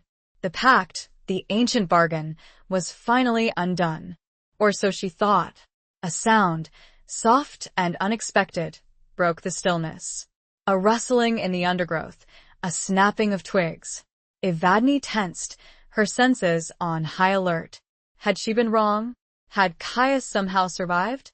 A figure emerged from the shadows, stepping into the moonlit clearing. It wasn't Caius. It was a man, tall and broad-shouldered, with dark hair and eyes that, even in the dim light, she recognized. Eyes that weren't golden, but a deep, familiar brown. "Daniel?" she whispered, her voice a mixture of disbelief and confusion. Daniel was her ex-husband. The man she'd loved, the man who'd broken her heart, the man she hadn't seen in over a decade. He'd been a city lawyer, driven, ambitious. They divorced because he hadn't wanted the quiet, rural life she'd craved, the one she'd ultimately retreated to in Blackwood. He stepped closer, his expression unreadable. He was dressed in clothes that were strangely out of place in the woods, a tailored suit, dress shoes, a silk tie. He looked older, wearier, but still possessed the same sharp intelligence, the same quiet intensity that had both attracted and intimidated her all those years ago. "Evadne," he said, his voice low and hesitant. I didn't know where else to go." Evadne stared at him, her mind struggling to make sense of his sudden appearance. What was he doing here? In Blackwood? In the middle of the woods, under the full moon? "Daniel," she said again, her voice stronger this time. "Well, what are you doing here?" He sighed, running a hand through his hair, a gesture she remembered well. "It's a long story," he said. "A complicated one." He looked around the clearing, his gaze taking in the circle of broken silver, the ancient oak, the lingering sense of magic. "I know about what happened," he said, his voice barely a whisper. "About Caius." Evadne's breath caught in her throat. How could he possibly know? How? She asked, her voice trembling. He looked at her, his eyes filled with a mixture of sadness and something else. Something she couldn't quite name. "I've always known," he said. "About your family. About the Corvidi legacy." Evadne's mind reeled. He'd always known? But he'd never said anything, never given any indication. He'd seemed so normal, so grounded in the rational world. "But you never said anything," she stammered. He smiled, a sad, wistful smile. "I didn't want to believe it," he said. "I tried to ignore it, to pretend it wasn't real. I thought if I stayed away, if I focused on my career, on the logical world, I could escape it." He paused, his gaze dropping to the ground. "But I couldn't," he continued. "It followed me. It haunted me. And then I heard about what happened." About you." He looked up at her, his eyes filled with a deep, aching sorrow. "I had to come," he said. "I had to see for myself." Evadne didn't know what to say. She was overwhelmed, confused, her emotions a tangled mess of disbelief, anger, and a flicker of something else. Something that felt dangerously close to hope. "But why now?" she asked, her voice barely a whisper. "After all these years?" He took a step closer, his hand reaching out towards her, then hesitating, as if he wasn't sure if he had the right. "Because I made a mistake," he said, his voice thick with emotion. "Because I let my fear, my ambition, blind me to what was truly important. Because I never stopped loving you, Evadne." The words hung in the air between them, heavy with unspoken emotions, with years of regret and unspoken longing. Evadne's heart ached. She'd loved him too, deeply, passionately. And his betrayal, his abandonment, had left a wound that had never fully healed. But could she trust him? Could she believe him? After all the secrets, all the lies, all the pain? She had thought her greatest danger was a supernatural creature from her mother's past. Could she now grapple with the reality that a very human betrayal had been woven into the tapestry all along? And most hurtful of all, a betrayal of the heart. His sudden reappearance felt like another layer of the pact revealed. Chapter 12. Scars of the Past. Evadne stared at Daniel, the moonlight illuminating the lines of regret etched on his face, the vulnerability in his eyes. His words, "I never stopped loving you," hung in the air, a fragile bridge across the chasm of years and heartbreak. But the chasm was deep, filled with the wreckage of their past, with the unspoken truths that had now come to light. "How can I believe you?" she asked, her voice trembling with a mixture of anger and a lingering, painful hope.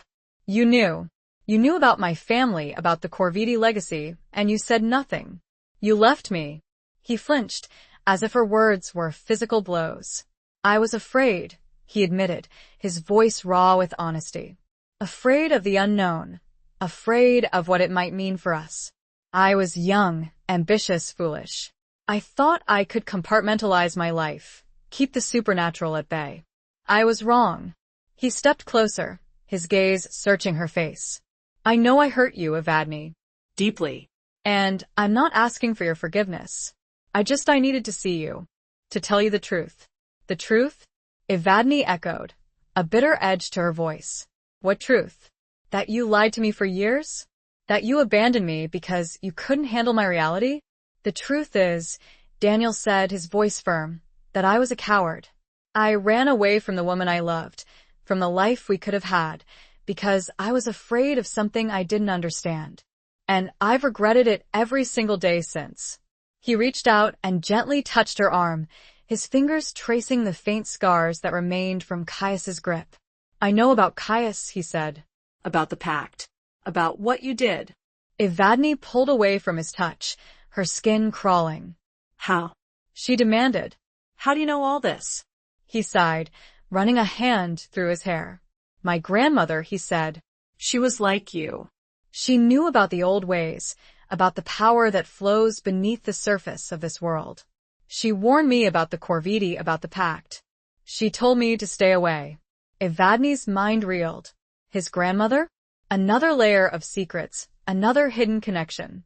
It was as if the entire world she thought she knew was crumbling around her, revealing a hidden landscape of ancient pacts and forgotten magic.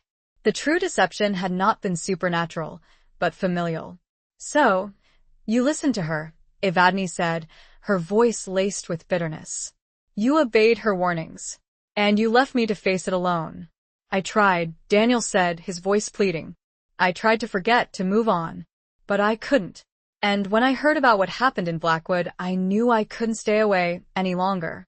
He looked deep into your eyes, so familiar and yet so foreign after all this time. "My grandmother also told me how the Corvidi women dealt with threats in the past. She mentioned a failsafe, a way out of the pact, passed from mother to daughter. I never knew if it was true, but I hoped you'd found a way." Evadne was struck silent. A failsafe. Her mother's missing journal pages. Was it possible? "I came to help," he continued, "but it seems you've already handled it." Evadne looked around the clearing, at the shattered remnants of the silver ring, at the ancient oak, at the lingering sense of magic that still hung in the air. She had handled it. She'd faced her fears, embraced her heritage, and broken the pact. But at what cost? She looked back at Daniel, at the man she'd once loved, the man who'd betrayed her, the man who was now standing before her, offering a fragile, uncertain hope. Could she trust him? Could she forgive him? Could she even consider a future with him? After all that had happened, the scars of the past were deep, painful. They stretched across her heart, across her soul. And she knew, with a chilling certainty, that they would never fully fade. I don't know, she said, her voice barely a whisper. I don't know if I can forgive you. I don't know if I can trust you. He nodded, his expression filled with a deep, aching sadness. I understand, he said. I don't expect you to. But I'm here. And I'm not going anywhere. He paused, his gaze searching her face. I know I can't undo the past, he said. But maybe we can build a future. A different future. Together. Evadne didn't answer. She didn't know what the future held. She didn't know if she could open her heart to him again, to risk the pain of another betrayal. But as she looked at him, standing there in the moonlit clearing, she saw something she hadn't seen in a long time. A flicker of hope. A glimmer of possibility. And she knew, with a sudden, surprising clarity, that she wasn't ready to give up on that hope. Not yet. The scars were there, yes, but they were also a testament to her strength, her resilience, her ability to survive. And maybe, just maybe, they could also be a bridge to a new beginning. She looked at him, truly looked, and finally asked the question which had brought them to this very moment. What was the failsafe, Daniel? Chapter 13. The Gathering Storm. Daniel's gaze met Evadne's, a mixture of relief and apprehension in his eyes. The question hung in the air, a fragile thread connecting their fractured past to a potentially uncertain future. The failsafe, he began, his voice hesitant, according to my grandmother, was a ritual of severance. Not just breaking a ring, but a complete sundering of the bloodline connection. A way to rewrite the pact, to nullify its power. Evadne's heart quickened. This resonated with what she'd done, with the unspeaking of Caius's name, with the destruction of the ring. But it felt incomplete. But how? She pressed. What did it entail? Daniel stepped closer, his voice dropping to a low murmur, as if he were afraid of being overheard, even in the solitude of the woods. It required a sacrifice, he said. Not of blood, as Caius intended, but of connection. A willingness to relinquish the power, to renounce the Corvidi legacy. Evadne frowned. Renounce the legacy? But she'd embraced her heritage, her connection to the old ways, to the power that flowed within her. It was what had allowed her to defeat Caius, to break the pact. I don't understand, she said. Why would I renounce the very thing that saved me? Daniel sighed, running a hand through his hair. Because the power, it's a double-edged sword. Evadne. It can protect, but it can also corrupt. It can heal, but it can also destroy. The Corvidi women, they were always walking a fine line, balancing between the light and the darkness. He looked at her, his eyes filled with a deep, earnest concern. My grandmother believed that the only way to truly break free from the pact, from the cycle of violence and sacrifice, was to let it go, to choose a different path. A path of normalcy. Normalcy. The very thing she'd sought, and the very thing that had been shattered by the return of Caius, by the revelation of her true heritage. Evadne shook her head. I don't know if I can, she said. I don't know if I want to. This power, it's a part of me now. It's who I am. It doesn't have to be, Daniel insisted. You can choose a different life. A life with me. He reached out and gently took her hand, his touch sending a shiver through her. It was a familiar touch, a comforting touch, but it was also a touch that carried the weight of years of separation, of betrayal, of unspoken truths. Evadne looked down at their joined hands, at the contrast between his pale skin and her own, skin that still bore the faint marks of Caius's grip. She thought of the power she'd wielded, the ancient magic that had flowed through her, the connection to the earth, to the spirits of the woods. Could she give that up? Could she walk away from it all, from the legacy of her ancestors, from the woman she had become? Before she could answer, a sudden gust of wind swept through the clearing, rustling the leaves and sending a shiver of cold air down her spine. The full moon, which had been shining brightly, was suddenly obscured by a bank of dark, ominous clouds. The air grew thick, heavy, charged with an almost palpable sense of foreboding. Evadne looked up, her heart pounding. She knew instinctively that this wasn't just a natural phenomenon. This was something else. "What is it?" Daniel asked, his voice filled with alarm. He, too, sensed the shift in the atmosphere, the sudden change in the energy. "I don't know," Evadne said, her voice barely a whisper. "But it's not over. Something's coming." As if in answer to her words, a low rumble echoed through the woods, a sound that seemed to emanate from the very earth beneath their feet. The trees swayed violently, their branches thrashing against each other, as if in a desperate attempt to escape. The ground began to tremble, a faint vibration at first, then growing stronger, more intense. Cracks appeared in the earth, spreading like spiderwebs across the clearing. And then, from the depths of the woods, they heard it. A chorus of howls, deep and guttural, filled with a primal rage and a hunger that sent a chill of pure terror down Evadne's spine. Wolves. But not ordinary wolves. These were creatures of shadow, of darkness, their eyes glowing with an eerie, unnatural light. They emerged from the trees, dozens of them, their massive forms surrounding the clearing, their fangs bared in a silent snarl. They were larger than any wolves Evadne had ever seen, their fur as black as night, their movements fluid and graceful, yet filled with a terrifying power. And leading them, standing at the forefront of the pack, was a figure Evadne had hoped never to see again. Caius. He was different, changed. His form was less solid, less defined, as if he were partially dissolved, a creature of shadow and smoke. But his golden eyes still burned with that same cold, furious light, and his voice, though distorted, was still recognizable.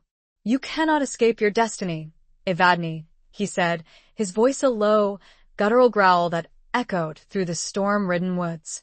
"The pact is not broken. It is merely transformed."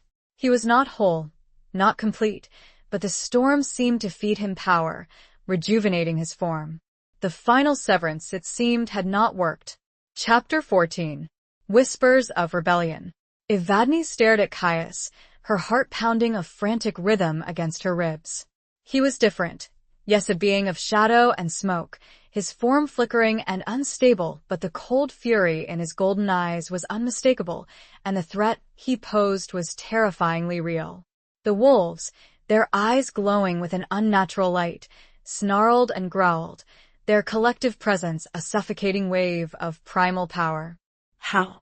she whispered, her voice barely audible above the rising wind and the chorus of howls. "I released you. I returned you to the source." Caius chuckled, a distorted, rasping sound that sent shivers down her spine.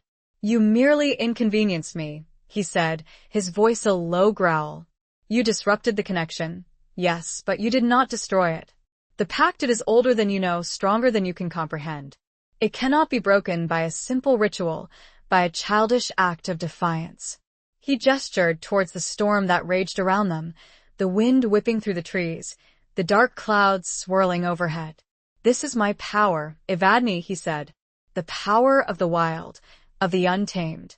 It flows through me, it sustains me, and it will consume you." Daniel stepped forward, placing himself between Evadne and Caius, his body a protective shield. "Leave her alone," he said, his voice firm, despite the tremor of fear that Evadne could sense beneath his bravado. Caius's gaze shifted to Daniel, a flicker of amusement in his golden eyes. "And you the coward," he said, his voice dripping with scorn. "The one who ran away, who abandoned his love to face her destiny alone. You are nothing. A pathetic mortal, insignificant and powerless." He raised his hand, and the wolves surged forward, their snarls growing louder, their eyes fixed on Daniel. Evadne reacted instinctively, pushing Daniel behind her, her hand reaching for the silver knife she'd discarded earlier, the one Caius had given her. It was gone, lost somewhere in the undergrowth. She was unarmed, vulnerable, facing a power she didn't fully understand. But she wouldn't cower. She wouldn't surrender. "I am not afraid of you, Caius," she declared, her voice rising above the storm. I have broken your hold on me. I have freed myself from the pact. You are deluded, Caius retorted. The pact is not just about you. It is about your bloodline, about the power that flows within it. And that power, it will always be mine. He took a step closer, his shadowy form flickering and shifting, his golden eyes burning into hers. You cannot escape your heritage, Evadne, he said. You cannot deny what you are. You are a daughter of the Corvidi, a creature of magic, of the wild. And you will serve me. Evadne felt a surge of anger, of defiance. She would not be his servant. She would not be a pawn in his game. She remembered the words of the guardians. The circle protects, the raven guides. The circle of broken silver had been disrupted by the storm, the fragments scattered by the wind. But the ancient oak, the one with the mark of the Corvidi, still stood, its massive trunk a symbol of strength and resilience. She looked at the tree, at the carving of the raven, and she understood. The raven, a guide between worlds, a creature of magic, of prophecy, of transformation. She needed to call upon the raven, to summon its power, to guide her through this darkness. She closed her eyes, focusing her mind, drawing upon the connection to the earth, to the spirits of the woods, to the legacy of her ancestors. She began to chant, not the words of the grimoire, but a different kind of incantation, a plea, a prayer, a summoning. She chanted in the old tongue, the language of her ancestors, the language of magic, the language that resonated with the power of the earth. Her voice, soft at first, grew stronger, rising above the storm, echoing through the trees. As she chanted, she felt a shift, a subtle change in the energy around her. The wind died down, the clouds began to part, revealing a sliver of the full moon.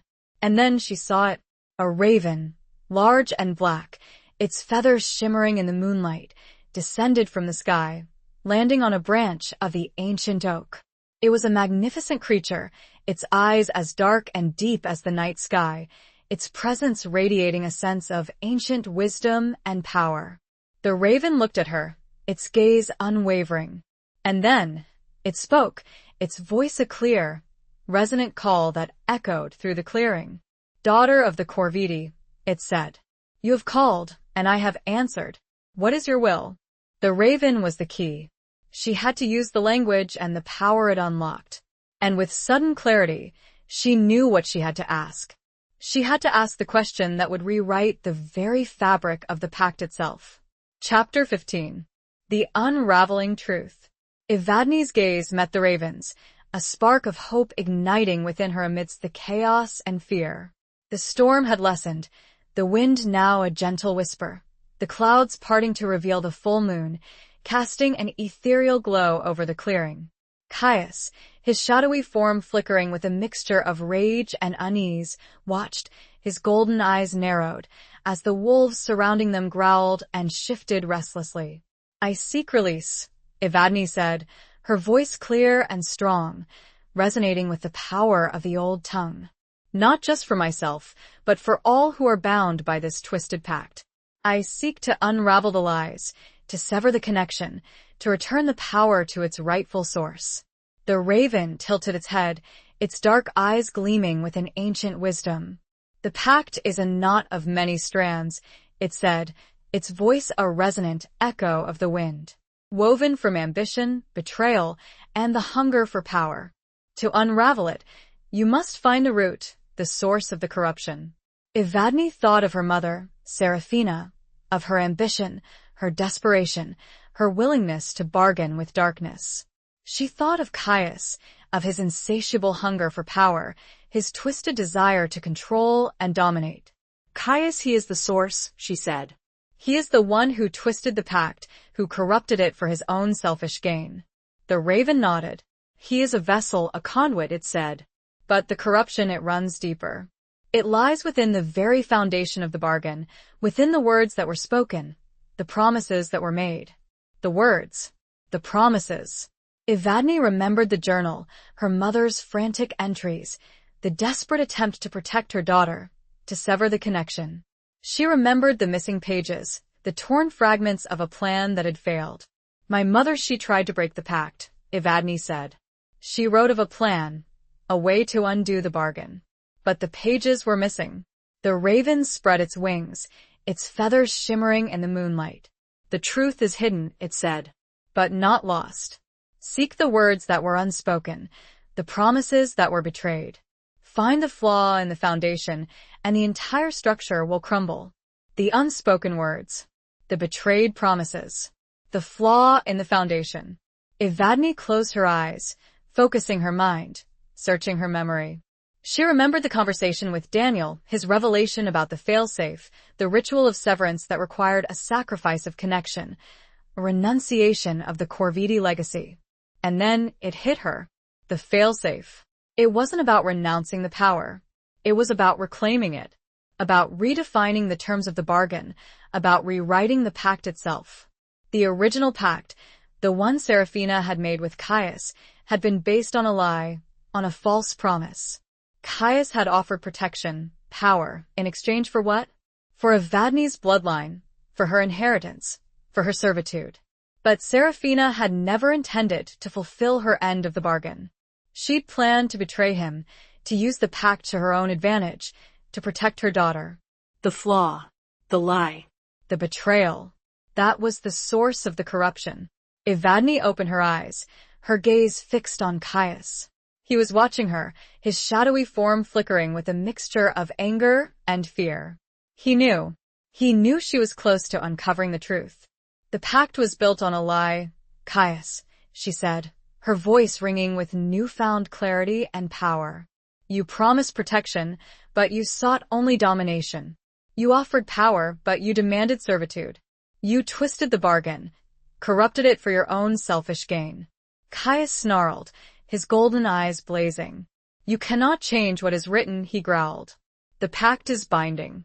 It is eternal. It is not eternal, Evadne retorted. It is a construct, a fabrication, built upon a foundation of deceit. And I will unmake it. She turned to the raven, her voice filled with a fierce determination. I call upon the power of the Corvidi, she said, speaking in the old tongue. I call upon the spirits of this place, the guardians of the balance. I call upon the truth to be revealed, the lies to be exposed, the pact to be rewritten.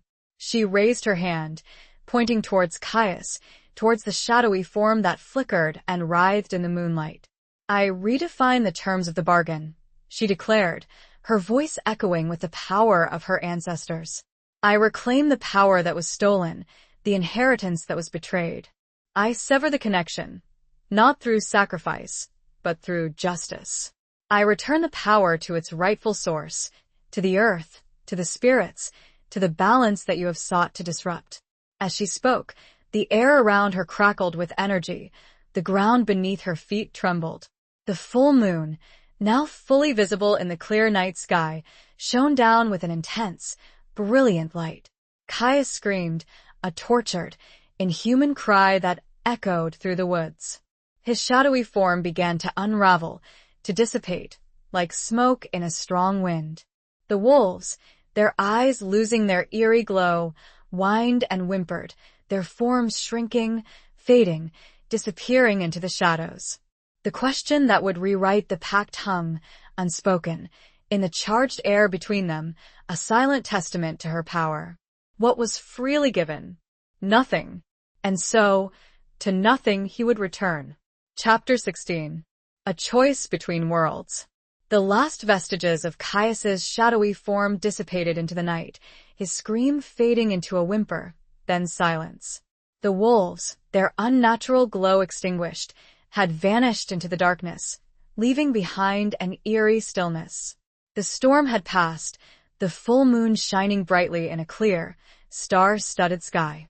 Evadne stood beneath the ancient oak, her body trembling, her breath coming in ragged gasps. She felt drained, exhausted, but also strangely exhilarated. She had done it. She had rewritten the pact, severed the connection, banished Caius back to the source from which he came.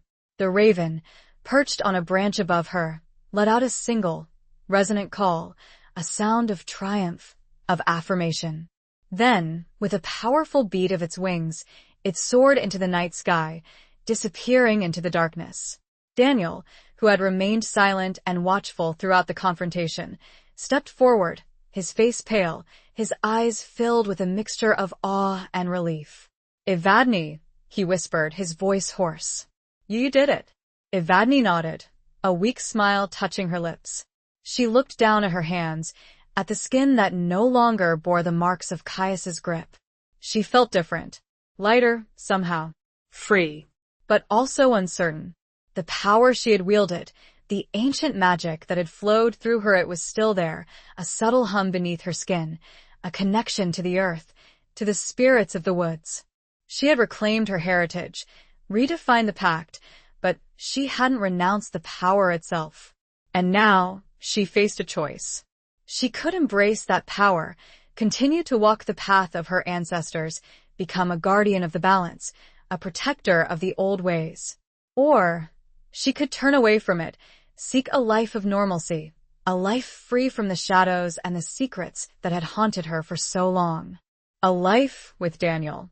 He was watching her, his gaze filled with a hesitant hope, a fragile longing. He had come back, seeking forgiveness, offering a second chance. But could she trust him? Could she forgive him for the years of silence, for the betrayal of his fear? "What now?" he asked, his voice barely a whisper. Evadne looked at him, at the man she had once loved, the man who had broken her heart, the man who now stood before her, offering a future she wasn't sure she could accept. She thought of her mother, Seraphina, of her ambition, her desperation, her willingness to bargain with darkness. She thought of her grandmother, of the warnings she had given, of the secrets she had kept. She thought of the Corvidi legacy, of the power that flowed through her bloodline, of the responsibility that came with it. She thought of the life she had built in Blackwood, the quiet solitude she had sought, the refuge she had found in the familiar rhythms of the seasons, in the comforting presence of the ancient woods. And she thought of the life she could have, a life of love, of companionship, of normalcy. A life with Daniel, free from the shadows and the secrets, free from the burden of her heritage. It was a choice between two worlds, between two destinies. A choice between the power that called to her and the love that beckoned her. She took a deep breath, the cool night air filling her lungs. She looked at Daniel, at his hopeful gaze, at the vulnerability in his eyes. And she knew, with a sudden, surprising clarity, what she wanted. She began, her voice trembling slightly. "I need time, Daniel. Time to process everything. Time to figure out who I am, what I want." He nodded, his expression understanding, his disappointment carefully masked. "I know," he said. "I understand. I'll wait. However long it takes." He stepped closer, reaching out and gently taking her hand. His touch was warm, familiar, and it sent a shiver through her, a shiver that was not entirely unpleasant. "I made a mistake," he said, his voice thick with emotion. "A terrible mistake. But I'm not going to make it again. I'm here, Evadne, and I'm not going anywhere." Evadne looked into his eyes, and for the first time since his return, she saw a glimmer of hope, a flicker of possibility. Maybe, just maybe, they could build a future together. A future that was different, a future that was free from the shadows of the past. But it wouldn't be easy. There would be challenges, obstacles, uncertainties. The scars of the past would never fully fade, and the power she had inherited would always be a part of her, a force she would have to learn to live with, to control. She squeezed his hand, a silent acknowledgement of his presence, of his promise. "I know you're here," she said, her voice gaining strength. "And that means something. It means a lot." They stood there for a long moment, beneath the full moon, their hands clasped together, a fragile connection between two worlds, two destinies. The future was uncertain, but for the first time in a long time, Evadne felt a sense of peace. She had faced her fears, embraced her heritage, and broken the pact. She had survived. And now she had a choice. A choice to make, a life to build, a future to embrace. She looked out at the woods, at the ancient trees that stood silent and watchful, at the moonlit path that stretched before her. And she knew, with a sudden, unwavering certainty, that whatever path she chose, she would walk it with strength, with courage, with the wisdom of her ancestors guiding her way. She would choose both. A life that honored the power she had inherited, and a life where love, human love, could finally flourish, unburdened by fear. Chapter 17. The Weight of Loyalty. The days following Caius's banishment were a strange blend of peace and unease. The storm had passed, both literally and metaphorically, leaving behind a sense of calm, of renewal. The town of Blackwood, which had held its breath in fear, seemed to exhale, returning to its usual rhythm of quiet normalcy. But for Evadne, the calm was deceptive. The weight of her heritage, of the power she now wielded, settled upon her like a heavy cloak. She felt a constant awareness of the unseen world, of the spirits of the woods, of the ancient magic that flowed beneath the surface of everyday life. Daniel was a constant presence, a steadfast anchor in the shifting landscape of her reality. He stayed at a local inn, but he spent most of his days with Evadne, helping her to clean up the damage to her house, to restore a sense of order to her life. He didn't press her for answers, for decisions. He simply was there, a silent support, a patient companion, a reminder of the life she had once known, the life she could potentially return to. But the return wasn't simple. Evadne found herself caught between two worlds, drawn to both the familiar comfort of Daniel's presence and the exhilarating, terrifying power of her Corvidi legacy. She spent hours in the attic, poring over her mother's journals, the leather-bound grimoire, trying to understand the full extent of her heritage, to learn how to control the power that now flowed within her. She discovered that the Corvidi women had always been guardians of the balance, protectors of the delicate equilibrium between the human world and the realm of spirits. They were healers, mediators, negotiators, walking a fine line between the light and the darkness. But they had also been isolated, bound by their duty, by their secrets, by the fear of the unknown. They had lived lives of solitude, of sacrifice, often sacrificing their own happiness for the greater good.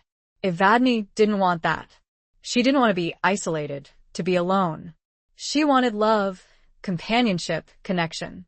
She wanted Daniel. But she also felt a responsibility, a loyalty to her ancestors, to the power she had inherited. She couldn't simply turn her back on it, pretend it didn't exist. One evening, as they sat on her porch, watching the sunset paint the sky in shades of orange and purple, Daniel broke the silence that had settled between them. "You've been quiet," he said, his voice gentle, concerned. "What are you thinking?" Evadne sighed, leaning back in her chair. "I'm thinking about everything," she said. "About my mother, about the Corvidi, about the future." Daniel nodded, his gaze understanding. "It's a lot to process," he said. "I know. I feel torn," Evadne admitted. "Between two worlds. Between the life I thought I wanted and the life I'm meant to have." "And which life is that?" Daniel asked, his voice hesitant. Evadne looked at him, at his hopeful gaze, at the vulnerability in his eyes. "I don't know," she said. "I honestly don't know." He reached out and took her hand, his touch sending a familiar warmth through her. "You don't have to decide right now," he said. "Take your time. Figure out what you want, what you need." Evadne squeezed his hand, grateful for his patience, for his understanding. But she knew that a decision couldn't be postponed forever. The power she wielded, the responsibility she carried, it wouldn't wait. The next morning, Evadne woke to a sense of unease, a feeling of something amiss. The air was still, heavy, the sky overcast, a pale, washed-out gray. She went downstairs, expecting to find Daniel in the kitchen, making coffee, as he had done every morning since his arrival. But the kitchen was empty, the house silent. She found a note on the table, written in Daniel's familiar, precise script. "Evadne, I had to go. Something's come up. I'll explain when I get back. Don't worry. I'll be back soon." Daniel. Evadne frowned, a knot of anxiety forming in her stomach. "Something's come up?" What could be so urgent that he had to leave without explanation? She tried calling him, but his phone went straight to voicemail. She sent him a text, but received no reply. She spent the day in a state of restless anxiety, pacing the house, checking her phone every few minutes, her mind filled with a growing sense of dread. As evening approached, the unease intensified. The air grew colder, the silence deeper, the shadows longer. She felt a familiar prickling sensation on the back of her neck, the instinctive awareness of being watched. She went outside, onto the porch, scanning the street, her gaze searching for any sign of Daniel, any sign of anything. And then she saw it. A flicker of movement in the woods across the street, a glimpse of something dark, something unnatural. She knew, instinctively, what it was. Wolves.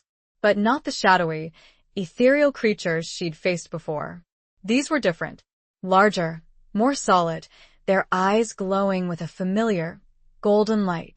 They were Caius's wolves. Somehow, someway they had returned. And with their return, she knew the fragile piece she'd found was about to shatter. The weight of her loyalty to her family, to Daniel, to the town itself, pressed down on her. She wouldn't let them be harmed. She would protect them, even if it meant facing the darkness alone. Chapter 18. Into the Abyss. The sight of the wolves, their eyes gleaming with that familiar, malevolent golden light, sent a jolt of fear through Evadne, but it was a fear tempered by a steely resolve. She wouldn't cower. She wouldn't run. She would face whatever was coming, protect the town, protect Daniel. Where was he? The unanswered question gnawed at her, a cold knot of dread in her stomach. His cryptic note, his sudden disappearance, it all pointed to something sinister, something connected to the return of the wolves. She stepped off the porch, her gaze fixed on the woods across the street. The wolves, a dozen or more, were emerging from the trees, their massive forms moving with a silent, predatory grace. They weren't attacking, not yet. They were waiting, watching, their presence a chilling reminder of the power that still lurked in the shadows. Evadne knew she couldn't stay here, exposed and vulnerable. She needed to find somewhere safe, somewhere to prepare, to plan. The library. Mrs. Hawthorne. The old woman had known about Caius, about the Corvidi legacy. She might have answers. She might be able to help. Evadne turned and ran, heading towards the center of town, her footsteps echoing on the empty streets. The sky was darkening, the first faint stars beginning to appear, but the air was still heavy, oppressive, charged with an almost palpable sense of anticipation. She reached the library, its stone facade looming in the twilight. The building was dark, closed for the night, but Evadne knew a back entrance, a small door that led to the basement, to the local history collection. She fumbled with the lock, her hands shaking, her heart pounding. The door creaked open, and she slipped inside, closing it quickly behind her. The basement was cold and damp, the air thick with a smell of dust and mildew. She switched on the light, a single, bare bulb that cast a weak, yellowish glow, revealing rows of shelves filled with old books and documents. She moved quickly, heading towards a room where she'd found her mother's journal, the room that held the secrets of Blackwood's past. But as she reached the doorway, she stopped. A sound, soft and unexpected, made her freeze. A rustling, a scratching, a faint whimper. It was coming from inside the room. Evadne hesitated, her hand hovering over the doorknob. She felt a prickling sensation on the back of her neck, the instinctive awareness of danger. She took a deep breath, steeling herself. She had to know. She pushed the door open and stepped inside. The room was dimly lit, the single bulb casting long, dancing shadows. The air was heavy, stagnant, filled with the scent of dust and something else. Something metallic, coppery. Blood. Evadne's gaze swept over the room, taking in the overflowing shelves, the dusty boxes, the scattered papers. And then she saw him. Daniel. He was lying on the floor, slumped against a bookcase, his clothes torn and bloodied, his face pale and drawn. He was unconscious, his breathing shallow and ragged. Daniel! Evadne cried, rushing to his side. She knelt down, her hands trembling as she checked for a pulse. It was weak, thready, but it was there. He was alive, but barely. She looked around frantically, searching for the source of his injuries. And then she saw it. A large, wooden chest, lying open on the floor, its contents spilled out. Old books, documents, artifacts, and a single, silver object, glinting in the dim light. A silver wolf's tooth, identical to the one she'd found shattered after her first encounter with Caius. But this one was whole, intact, and it was stained with blood. Daniel's blood. Evadne's mind reeled. The wolf's tooth. A symbol of Caius, of his power, of the pact. But how had it gotten here? And why had Daniel been attacked? She remembered his note. Something's come up. I'll explain when I get back. He'd come here, to the library, to the local history collection. He'd been searching for something. And he'd found this. But what did it mean? Suddenly, a voice, cold and cruel, echoed through the room. Looking for something, Evadne? Evadne whirled around. Standing in the doorway, silhouetted against the dim light of the corridor, was a figure she recognized, a figure she had hoped never to see again. It wasn't Caius. Not exactly. It was a woman, tall and slender, with long, dark hair and eyes that glowed with a familiar, golden light. Eyes that were not quite human. The woman smiled, a slow, predatory smile that revealed a flash of sharp, white teeth. You didn't really think you'd gotten rid of him, did you? She said, her voice a silken whisper. Caius, he was just a pawn. A tool. The real power, it lies elsewhere. Evadne stared at her, her mind struggling to comprehend. Caius a pawn? But who is this woman? And what did she want? Who are you? Evadne stammered. The woman stepped into the room, her movements fluid and graceful, like a predator stalking its prey. I am his sister, she said, her voice filled with a chilling amusement. And I am here to finish what he started. The abyss, Evadne realized with sickening clarity, was much deeper than she'd ever imagined. Chapter 19. The Reckoning. The woman's words, I am his sister, hung in the air, heavy with menace and a chilling sense of inevitability. Evadne stared at her, at the long, dark hair, the slender frame, the familiar, golden glow in her eyes. Caius's sister. A new player in a deadly game, a game Evadne had thought she'd already won. What do you want? Evadne asked, her voice trembling slightly, but holding a core of defiance. She knelt beside Daniel, her hand resting protectively on his chest, feeling the weak, thready beat of his heart. The woman smiled, a slow, cruel smile that didn't reach her eyes. I want what is rightfully mine, she said, her voice a silken whisper that echoed through the dimly lit room. The power that flows through your bloodline, the power that Caius failed to claim. She gestured towards Daniel, towards the silver wolf's tooth lying on the floor, stained with his blood. He was helpful, she said. He led me to it. The key. The key. Evadne's mind raced. The wolf's tooth. It wasn't just a symbol of Caius, of his power. It was something more. A conduit, perhaps? A focus? What key? Evadne demanded. What are you talking about? The woman's smile widened. The key to unlocking the full potential of the Corvidi legacy, she said. The key to controlling the power, to wielding it without limitations. She stepped closer, her golden eyes fixed on Evadne.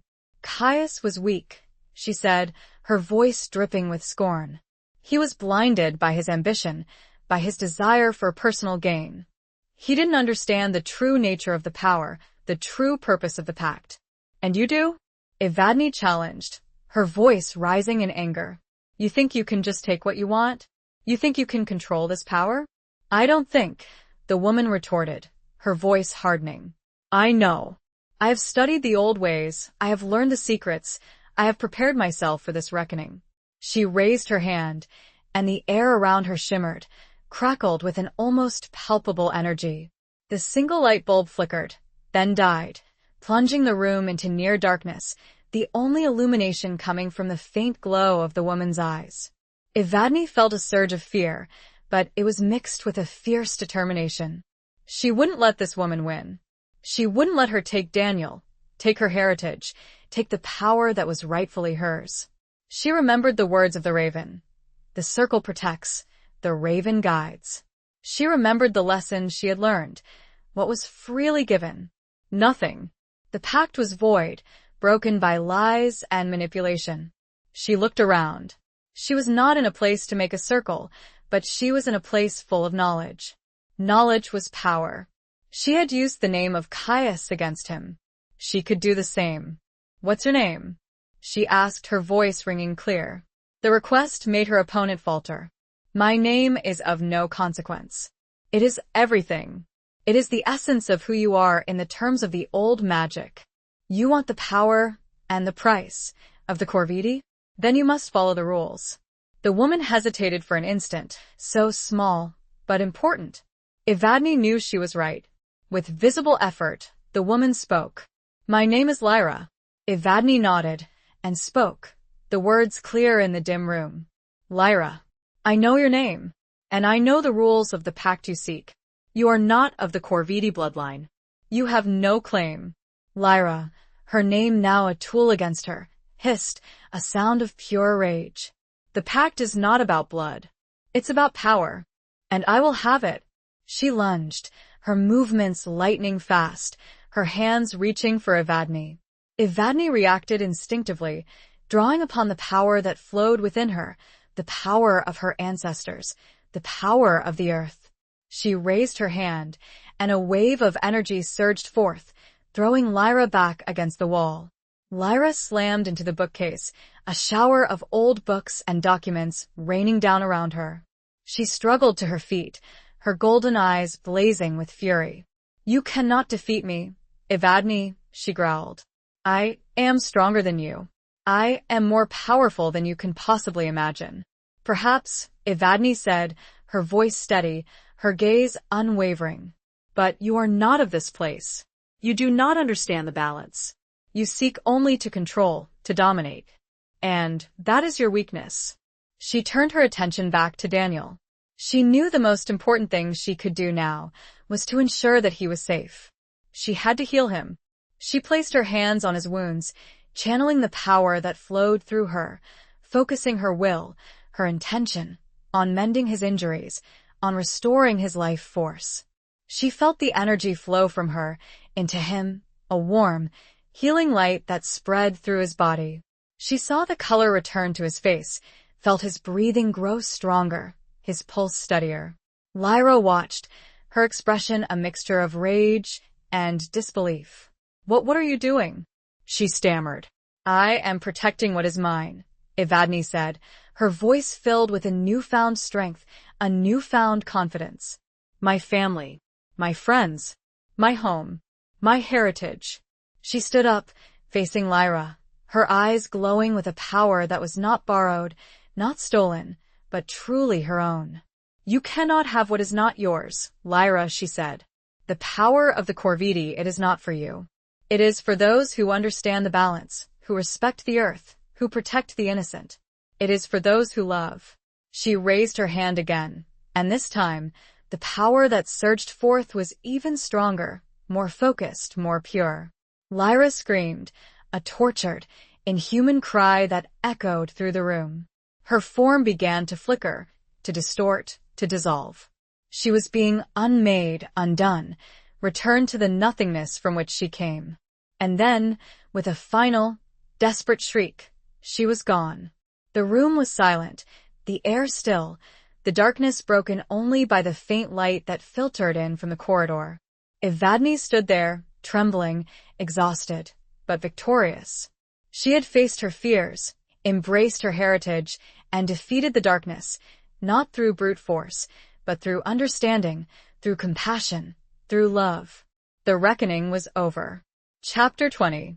A New Dawn's Embrace. The silence in the library basement was profound, broken only by Daniel's soft, even breathing. Evadne knelt beside him, her hand resting on his chest, feeling the steady rise and fall, a reassurance that he was alive, that he was healing. She had done it. She had defeated Lyra, banished her back to the shadows, protected Daniel, protected herself, protected Blackwood. The power that had surged through her, the ancient magic of the Corvidi, now hummed beneath her skin, a gentle warmth, a comforting presence. She was no longer afraid of it, no longer uncertain. She had embraced her heritage, accepted her responsibility, and found her strength.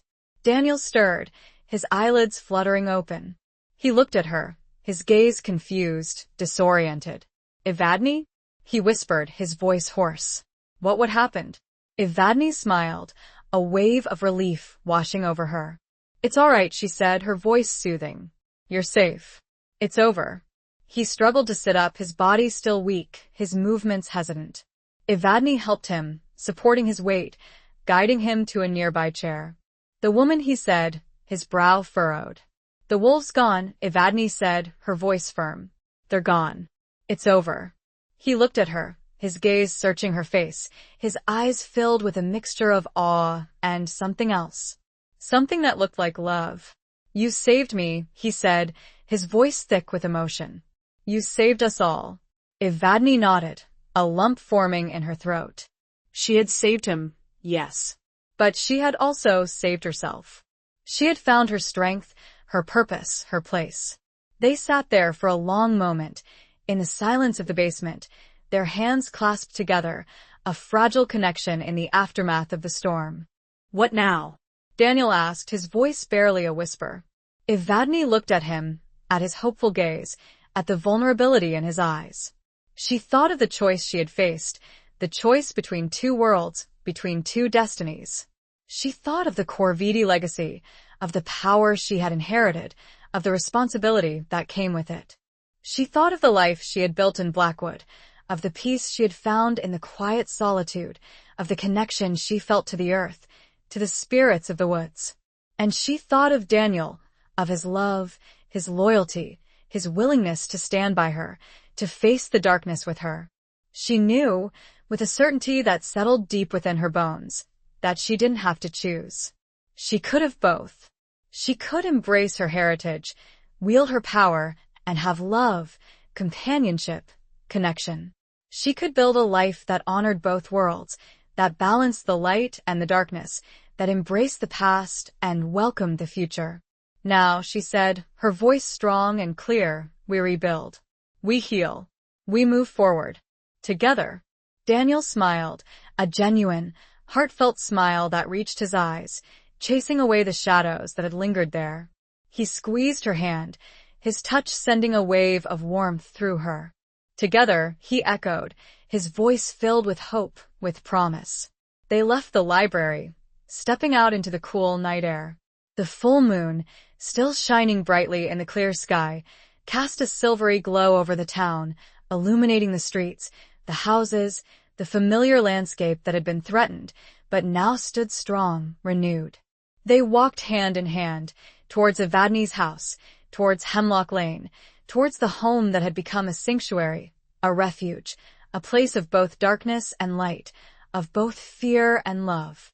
As they walked, Evadne felt a sense of peace, a deep, abiding peace that settled within her, a sense of belonging, of purpose, of wholeness.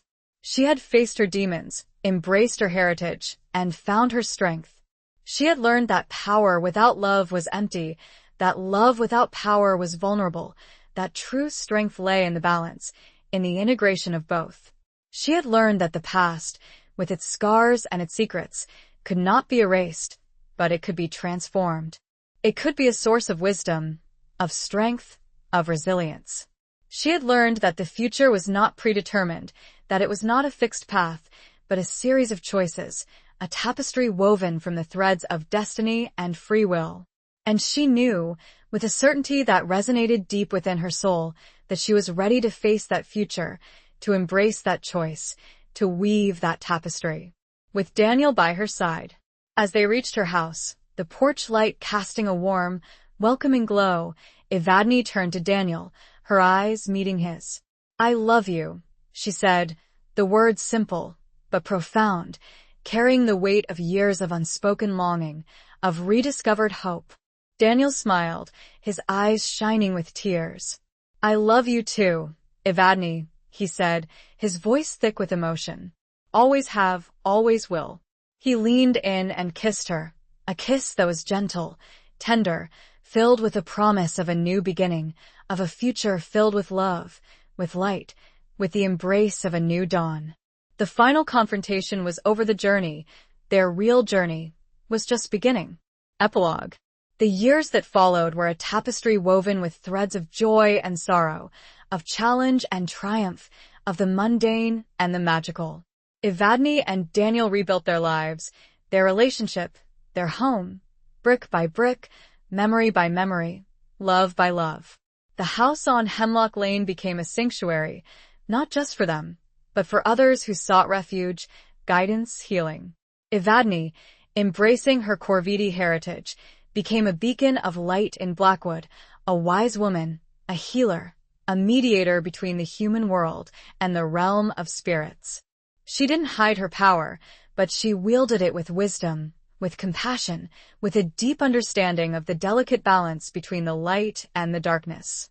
She taught others, sharing her knowledge, her skills, her understanding of the old ways. Daniel, no longer afraid, no longer running, became her partner, her support, her anchor. He learned to accept, to appreciate, to even embrace the magical aspects of Evadne's life, finding his own place within the intricate tapestry of their shared world. He used his legal skills to help those in need, to protect the innocent, to fight for justice in the mundane world, mirroring Evadne's work in the unseen realm. They never forgot the darkness they had faced, the battles they had fought, the sacrifices they had made. The scars of the past remained, a reminder of the fragility of life, of the importance of love, of the power of resilience. But the scars were also a testament to their strength, their courage, their ability to overcome adversity, to emerge from the shadows into the light. The town of Blackwood, once shrouded in secrets and fear, blossomed under Evadne's influence. The old families, the ones who remembered the stories, the ones who had averted their gazes, now looked to her with respect, with gratitude, with a newfound understanding of their own heritage. The whispers faded, replaced by a sense of community, of shared purpose, of a collective commitment to protecting the balance, to honoring the earth, to embracing the magic that flowed beneath the surface of everyday life. Evadne and Daniel never had children of their own, but they became mentors, guides, surrogate parents to many, nurturing the next generation of guardians, of healers, of protectors of the balance.